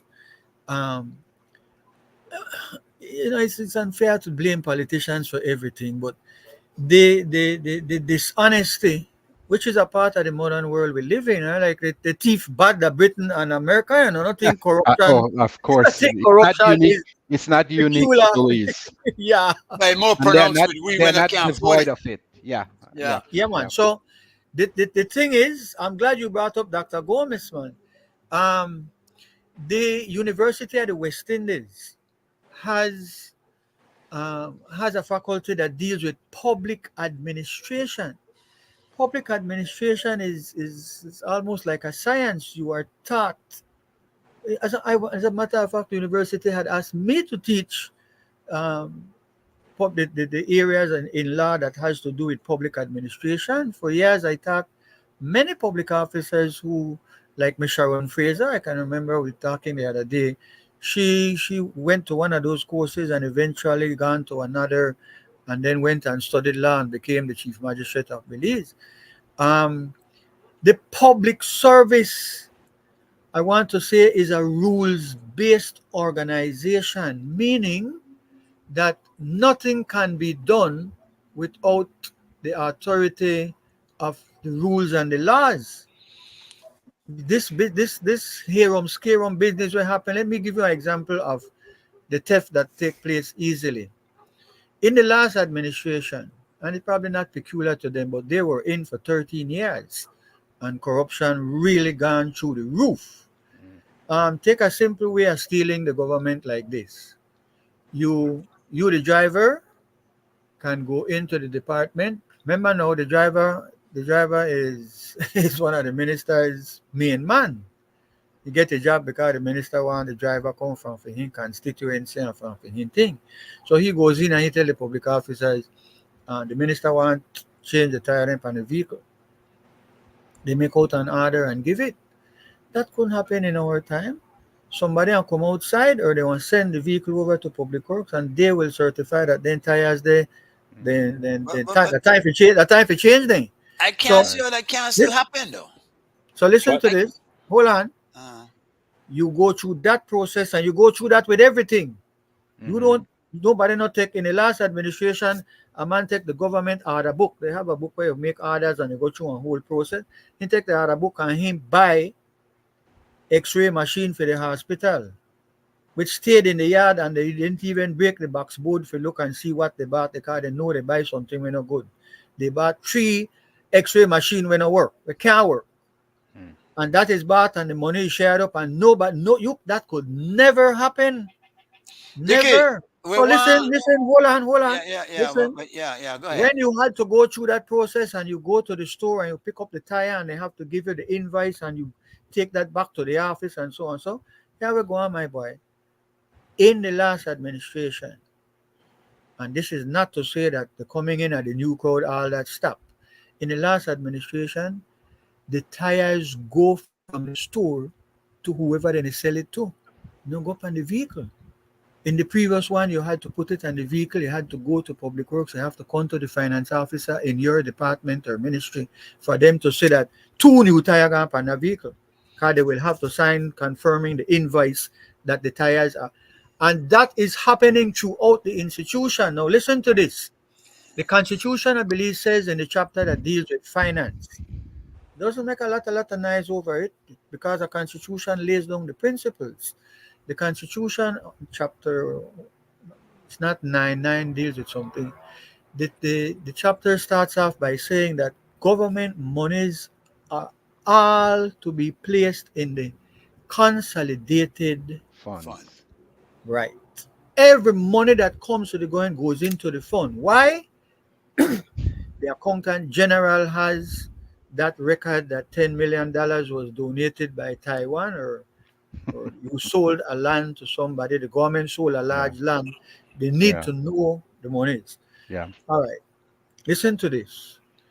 My understanding from impeccable sources is in the last administration, Taiwan government were told this is election is not not very far off. The Taiwan government was told to send $27 million to well-known political supporters who started turning up in the construction business. $27 million were sold to their account, and they built that huge building on Chetumal Street. The money not gone to the consolidated fund. It not gone through no public service, no public Mm. officer. The Auditor General could not tell this nation that they got value for money. No engineer cross check, Yeah. nothing, no nothing. Well, see that $27 that's the million. failure. That's the failure where we don't have the permanent secretary or someone Yes, of yes. that A stature. career To, person, yes. yes, yes. Hold on. Gentlemen, Yeah. Dickie, but you know what? We want to invite No, you but back so we can yeah. talk about the public service, though. All right. We leave Let, that topic. let me read Ho- this here. What Please. Miss Fairweather is saying. I don't know if you can see the Yes. screen. Her grandfather, Ernest Fuller, who was the permanent secretary of the Ministry of Education, Labor and Housing with Honorable Mrs. Gwendolyn Lizarraga, then later the Anglican Diocese. diocesan secretary, help me with that word, and Yeah. his three sons, Ernest Fuller, Ray Fuller, permanent secretary of Ministry of National, and Carlin Kent Fuller were all career public servants who all worked their way up the ladder respectfully. I would love to see the CEOs of each ministry be impartial and not be beholden to either political party. Now, Great. Great. Great. That's great, Del Marie. Del Marie, thank you for that. we need It, it's not to going to do happen when they're appointed by the minister. correct. We need to do a whole show about the Mm. public service. And Dickie, please tell where you're gonna come back. Our show, we not got a lot of time left, but like how you come late, maybe we could go on the extra, hopefully. Let's Yeah, look at the no. Constitution. Let's Yeah. look at the dual citizen. Let's look at Section 58. No person shall be qualified to be And section elected 69. as a member of the House of Representatives, who is blah blah blah by virtue of their own act and acknowledgement of allegiance, obedience, adherence to a foreign state or power. Should we change that? Well, you would need to tell your viewers that there's a proviso under that section, provided that so and so. And what that law means, that law comes from Philip Goldson. I was permanent secretary in Philip Goldson's ministry, Joe. Interesting. I remember that. Mhm. Okay. That section G. Michael Reed was put in there because Mr. Goldson, the guardian of our integrity in terms of being Belizeans, And that patriotism. section was a safeguard against Guatemalans coming over and becoming citizens in the country. Mr. Golson, who was totally blind when I worked as his permanent secretary, his office is right there. There's a door between us. I kept the door open. He just moved and I go and say, everything all right, Minister, and so on. So Mr. Golson told me, say, young Bradley, he says, we say a lot of things and we are all worried about the Guatemala coming military and so on. He said, all they have to do is tell them people come cross. Just swamp our country with Yeah. maybe 2 million of their people. They have 15 million people. They But could that's tell what people, is happening. sorry? It is happening. No, I mean a large scale come across the way Oh, they like pack an invasion, like okay. fight like that. Just Yeah, walk, within just one, walk across. within 1 year you got 300,000 people. But Where you and the- made a point on the Creme show yesterday that was very important, where you said that at least we live in a country where our neighbor, while they have been claiming us for so long, has not encroached upon us and pushed Aggressively. us in a corner like the Israelis have done to the Palestinians. And I Yeah. think that point has to be looked at and be well taken, no? Yeah, Because God, God. that is true. That we're almost sometimes seems to be more the aggressors than they are. I don't Well, think we're the aggressors ever. no, we can't be. But God be praised that we are not being bombarded or shot at or under any Yes. kind of military attack from them. In fact, gentlemen, I want to say to you that some maybe about 4 or 5 months ago, I was asked to speak to some students. I want to share this with you. They the budget, the estimates of revenues and expenditure Oh, I can't leave without telling you this. That lady, that young lady, Del Marie, fair with her, um, Chopper Fuller. In fact, they call all of them Chopper. The Fullers because they were very short, and we had a battle that was called a Chaparrito. Sel Romina. They call all of those Fullers Ray Fuller, Ernest Fuller. Um, Ken, they are my close cousins. They lived on And Bocatora Street. They had a big, pretty wooden house which is still there at the mouth of Bocatora. Is it Bocatora? Yeah, Bocatora Street or Warrior Pan. Um, in fact, yes, those persons have contributed mightily to the public service in this country. Their whole career, like those Joe, like the Young, Ernest Young, yeah, Gilly Junior Young, Young, all those young, yes, all those Gilly young Young, were, yes, Evan Young. they grew up under the British. They saw that kind of discipline, that kind of pride in your job. But those people made major contributions. We need to we need to start to single out those persons honor them. and Honor them. honor and thank you and honor them. They have a legacy. We are proud of them. Let's come back to your question, G. Michael Reed. Yes. Um, the Proviso. yes, the concern of Mr. Golson that people are coming across. He asked me and Henry Canton, Joe Henry Canton, who was a minister of government in your time. Yeah, Henry Canton was reminding me maybe last year or so because he was a member of that meeting. Mr. Golson invited all those people in the citrus and banana industry to come to his office in Belmopan, crowded up in there. And he, in his own mild, kind of like diplomatic way, expressed how very concerned he was that hundreds of migrant workers come in for those industries, and then when the citrus season is over, they do not go back home. They stay on and then they start come further up from Stan Creek into the other districts looking for work and settling.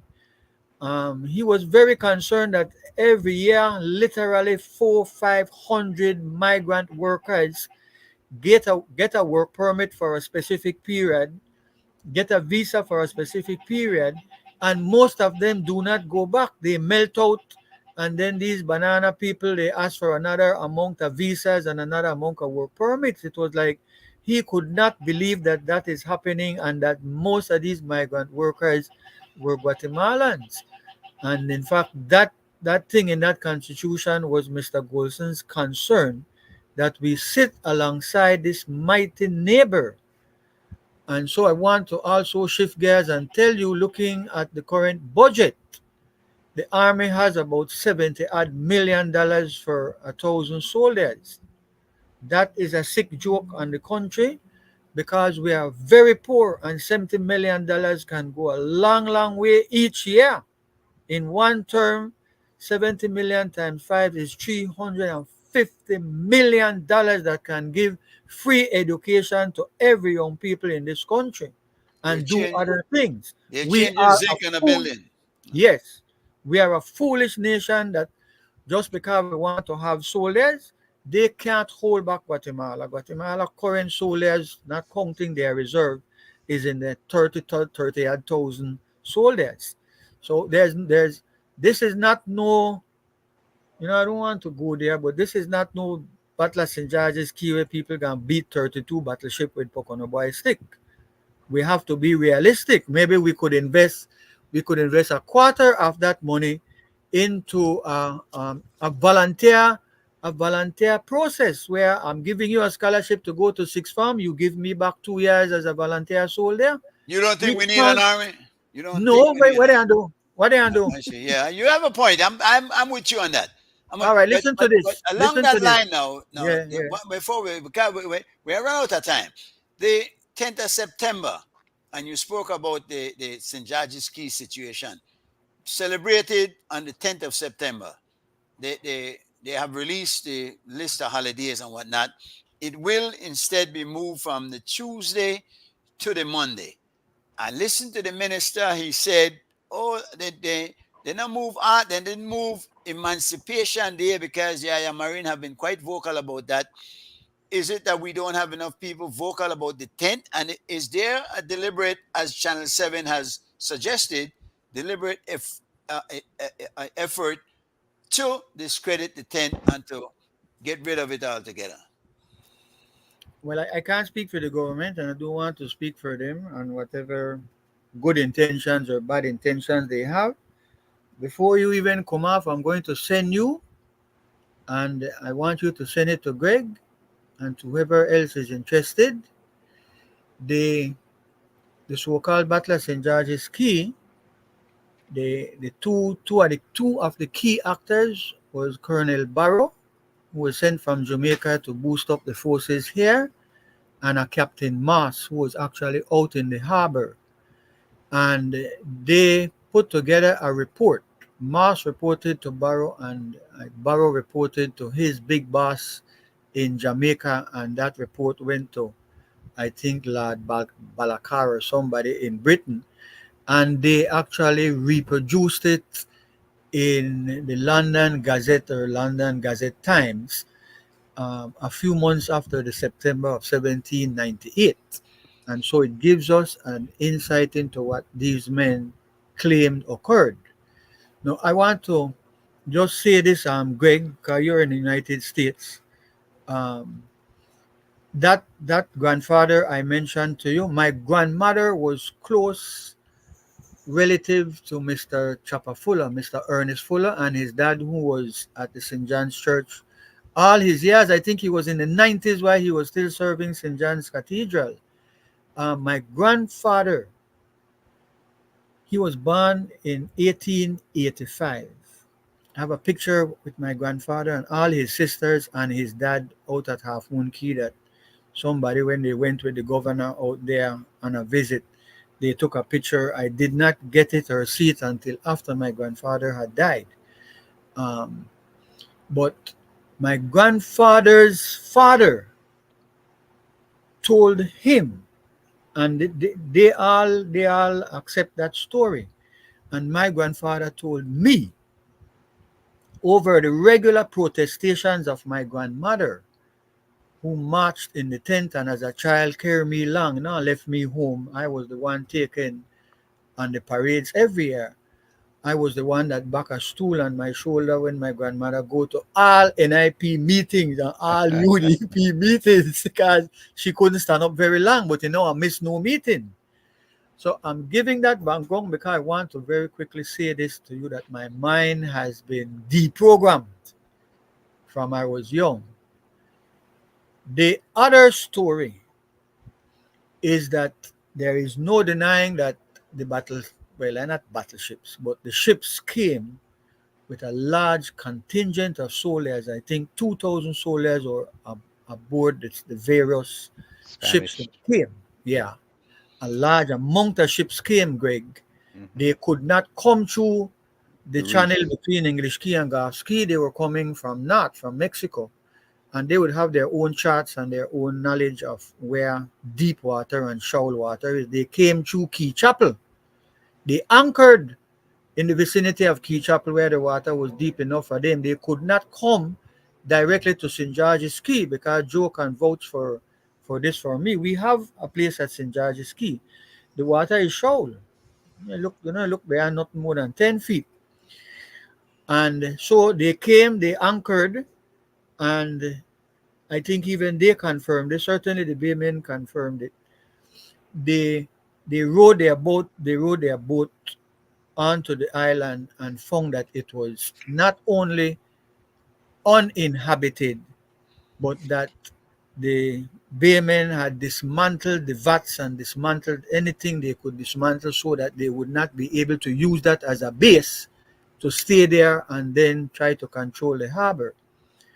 Those things are facts. We don't dispute that. When I send you this, let me while I'm talking, I'll send it to you. The situation is that Colonel Barrow stayed where we call the Hallover Bridge. Hallover Bridge, there was a fort, and he stayed there with, I don't remember the name, it was the 42nd West India Regiment, which was sent from Jamaica with a big boat to help us to defend against what we Was that the perceive. Merlin? The Merlin? More than likely, thank you. Yeah. Yes. Um, so Merlin was out in the harbor, but the troops were on the mainland. And everybody, of course, joined in all the pit pan name and all the things and so on. But my grandfather said that his people that passed down in our generation, that there was no confrontation, nobody got shot, no boat never sink, and we had all the pit pan name, everything and so on. Because there was no need for a confrontation, they came. St. George's Key was abandoned, and they left. And I will also take a picture out of a book called The Making of a Colonial Society, written by Nigel Boland, Hmm. about Belize. Excellent book that should be required reading in our schools. And the truth of the matter is, and these are facts which we can't get a smally country like ours to just accept facts. Right. The fact is that what was written, what George Spice referred to, what we in the NIP and UDP hated him for saying, that the Battle of St. George Key did not happen, it was a myth. You hear that propaganda there, Joe? Battle of St. George Key is a myth. There's Mm-hmm. no battle. Mm. Why? Because the treaty between the British and Spain, who owned all the country in the region, granting permission to a handful of British settlers to cut logwood and later to cut mahogany, those treaties repeated the requirement of Spain that there are to be no permanent fortifications in this piece of Structure. territory. Mm-hmm. And every time the Spaniards came to check and found that they were building houses on St. George's Key, and that the white British settlers were out there with a lot of slaves and so, they would sack the place, SACK, Burn it which down. means that they would destroy and burn down and take away the people as prisoners. That is in our records in the archives, and it is in the records in Britain when I was studying over there. That they came in this year, they came in this year, they came in, and every time they successfully sacked the territory. In fact, what the Baymen did, they and their slaves got in their dories and they paddled up the river and leave the settlement in case they would come here as well. But because St. George's Key was being used like a kind of capital of the settlement, that is where the British lived their nice life. I think it's 1770, maybe 1779 or something. I can easily check that. When they came to St. George's Key and sacked St. George's Key, they took away 101 white people. They took away, the thing says, over 250 slaves. Mm-hmm. And there were some mixed races who were always also taken. They were all taken prisoners, taken to Spain. Taken over Cuba. to Mexico. Yeah. Yeah. And Cuba. sorry? Cuba they went, no? Eventually they landed Yeah. up in the jails in Cuba. And in one occasion when they attacked St. George's Key, some guys who were hiding in a doorway, the mangrove, they saw a couple of their compatriots. They saw one or two of the slaves that had run away over to Mexico come back in the Mexican army to help to, I wouldn't say liberate slaves, but certainly to carry out the requirements of the treaty, that there were to be no permanent structures. That is why we didn't have sugar plantation, and the other things that were grown in other because Yeah. Spain insisted you only cut logwood and you don't try to set up no permanent structures. Yeah. The claim, G. Mike, which is at the International Court of Justice right now, is that in those treaties, in those permissions given by Spain to the British, they could start cut from the Rio Hondo down to a certain point, down to a certain point, down to a certain point, until the last permission was at the Sibun River, which is half the territory.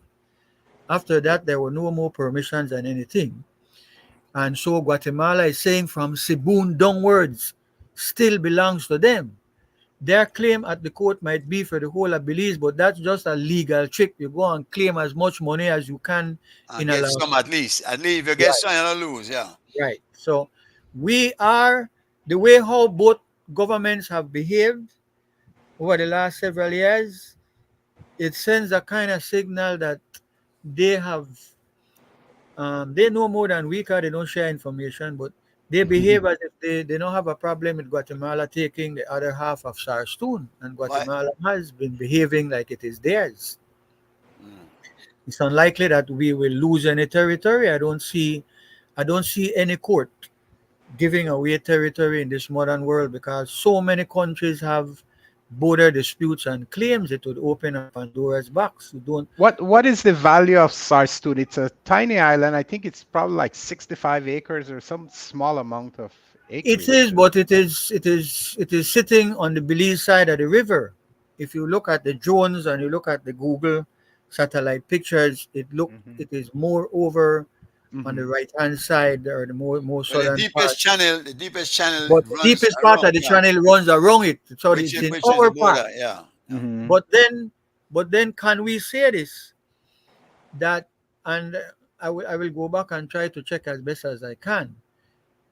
When Mr. Golson resigned from the UDP, just before they tried to throw him out at a meeting on Bird's Isle, and Hubert Elrington, Sam Rayburn, Derek Aikman, and several other notables joined Mr. Golson in leaving the UDP because Mr. Golson was 100% against the Against. Maritime Areas Ah, Bill, yeah. which sought to give Guatemala a sea, a portion of our sea, a large portion of our sea, which they claim they would need when they come out from down south of Belize and enter the sea to go into the high seas. Mhm. They successfully, along with the British who supported the Maritime Areas Act, and once the British support something and the Americans support it, it will Yeah. happen. Yeah. So Golson was against it. So to answer your question, G Mike, what is so important about the Saskatoon? Well, the first one to me That was Greg's is question. that Yeah. in front of the Sarstoon lies the open sea. If they get the whole Sarstoon, they get under international law, first of all, 12 miles in front of the river, it would be their territorial sea, not ours. But I think he was speaking of the island, the little Yeah. Sarstoon. Yeah. No, talking No, he's about the correct, and whole, that's what I wanted him to point out. Yeah. yes, that what? The Sarstoon The Island. island is in Belize's half. But we are facing losing our half. And in fact, the Guatemalans behave as if that half is their other half. They are But claiming the whole of Sastoon. So I'm saying to you, in front of Sastoon is It's the 12 sea. miles under international law that would be our territorial sea. So if we lose our half, we lose that. But Mhm. more importantly, in front of the 12 miles. Actually, our 12 miles don't start there. Our 12 miles will start from the islands. Mhm. If we lose that, in front of that in international law is The that we economic are zone. entitled to 200 nautical miles of what the law calls our exclusive economic zone. Yes. Any isle, any mineral, any valuable thing found in the sea or under the seabed would be ours. Mhm. Now, if it is true that when they leave their little piece and want to access the high seas, that we have passed a law allowing them from 1993 or thereabouts, that in front of our mainland, the sea is almost exclusively for Guatemala to use. If the court also accepts and allow them to have that, then what we lose is a large portion of our exclusive economic zone. Yes. Now, if you look at what is happening with Israel and Gaza over the last 75 years, Guatemala doesn't have to invade Belize. We can just be assimilated by more and more of those persons coming over. Mhm. What can we do? Nothing. The British has built a beautiful, fancy, impressive road through like maybe only two village all the way to Halakte, a village which is right on the a little river with Guatemala. You can walk across Guatemala. They're like 50 feet away. A, a fabulous road has been built all the way to the Guatemalan border with Belize. Now there are only two villages, Halakte with most about 100 people. And so the Maybe that's the point, cart road. Maybe that's thank the you. cart road. Thank you, G Mike. Thank you. Okay. You say, well, you can't Thank say we you. not gonna get that. You get that. That You put cart a road ridge you on want. there. Yeah. You But just but put a ridge. Yeah, go there. yeah, I'm my point with that whole St. George's Key thing though is that I find it to be a tale of courage, and many nations have these legends and tales, whether fully true or not, to inspire their people. Our people, as historically, we have low self-esteem. I don't know if you would argue that, but we've had trouble in having the kind. We're good at what we do, and in particular when we go abroad, we can do it well. But here in Belize, we don't seem to have a lot of confidence in ourselves to do what is necessary. Don't you think a tale of courage like that would help to uplift the esteem of our people? Well, when you say your people, I imagine you're speaking about the Creole tribes. Yeah, I the Right, Belizeans. mainly, Right mainly. now, Okay. right now, who is Belizean is Belizean. I mean, if you're born here in particular, No, but um, that's a legal definition. That does not wipe out that if you're Garinago, you're Garinago, and if you're Maya, you're Maya. We're all but not Belizeans no, because of, but we are Belizeans. But you yeah, can't. but that is just because we live in a geographic thing. A Yeah, person comes from but we can't Guatemala. balkanize like that, though. No, no, no, that is not Balkan. That is not balkanized. Hold on to your culture. That is so important. That's not Yeah, balkanized. but you are still Belizeans, Yes, because we live in Belize. and Just a term. It's just a term. well, all the way have to be one. Guatemalans who are adults who come over here and are here 5 years, we call them Belizeans. We don't say, so, but that is not the issue. I would say that what you say, yes, but that applies as far as I know. I don't know nothing about my mestizo brothers and sisters, but I know as Creoles, we are demoralized and we are at the bottom of the social and economic ladder in our country. And we've been there from slavery, my brother. We have Mhm. not been able to drag ourselves out of that. You know more than me because you live on the south side. But I tales have a like sorry? Dickie, tales Yeah. like those would All be right, but what listen, helps to lift you up. listen. There is a tale that we know a little about. There was a slave rebellion in which the two leaders are referred to in the records by the British as Will and Sharper. Those two men led one of the it's the longest and biggest slave rebellion in our territory. Before you start to tell me that some white man gone out there and defeat 32 ships from Spain and that our ancestors who came from Africa were so stupid to go out there with Pocono Boy stick, they try to throw it ship, out of one ship where they're 20, 30 feet above one lead pit pan. Dickie, Before we go there, I am going to send you the record. And of course, you tell me you said David take and slingshot and kill Goliath. You tell me that? well, is that a myth or a historical fact? Well, I don't know. Thank Listen, you. we're running Thank out you. of time. We're Yeah. ready half an hour over. You gonna come back, correct? Make we tie you down to this. You have to come back. we, We we have to didn't talk really about hit into we really didn't hit into the Constitution at all that I wanted to a lot we're cover. not gone into. Thank goodness because that's our boring subject. Well, I don't know. I mean, there's so There much we could there talk about, but the public service certainly is not. And I think Joe has been mentioning this. You're absolutely right for weeks on end that he really thinks that more must be done to improve the quality of service given by those public servants. I think that's an important aspect, and that the way would I want you to come back. I'm going to talk about that some more, man. All right, whenever you're ready. I just sent you the official record and the Butler St. George's key. You believe what you want to believe, but that is their account. Remember history? History is his story. This is the Baymen bigging up themselves. They claim That that I that's sent his it to you. story. Yeah, that's his story too. All right. I will believe what I want to believe, Well, so yeah, nothing wrong with that. I have my grandfather's story, and I have no reason to yeah. disbelieve him. I know a lady lives side her grandfather will say me lie bad. No, We would never. make we no go there. He couldn't live side down because he was out at the keys. You never know. Maybe he did. You know how men do it. Now, Dickie, we want to thank you very much. Yeah, man. Guys, anything you want to get from Dickie before you go? Well, I always wanted to talk to Dickie. I see him on the show all the time when he's on TV, but it's a pleasure. So thanks for joining us this evening. It's a pleasure at my end as well. Dickie, And though you have been a bit silent, they have to have you on the public service. No, but next time we're going to discuss the underlying cause. The cause is important. yeah, we got lots to talk about. Dickie, yes, Take please. care. All right, Welcome, Dickie. we'll see you again at your convenience. Just let us know when.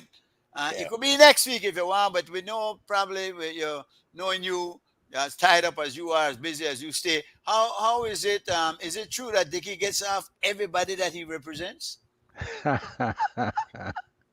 If the battle of St. George's Key was a myth, I'm sure that one is a myth. Ladies and gentlemen, I want to thank you for joining us. We'll see you again next week, same time, same place. Thanks, Dickie. Thanks, Joe. Thanks, Greg. Play your position. Don't make nobody live free in your mind or in your mansion.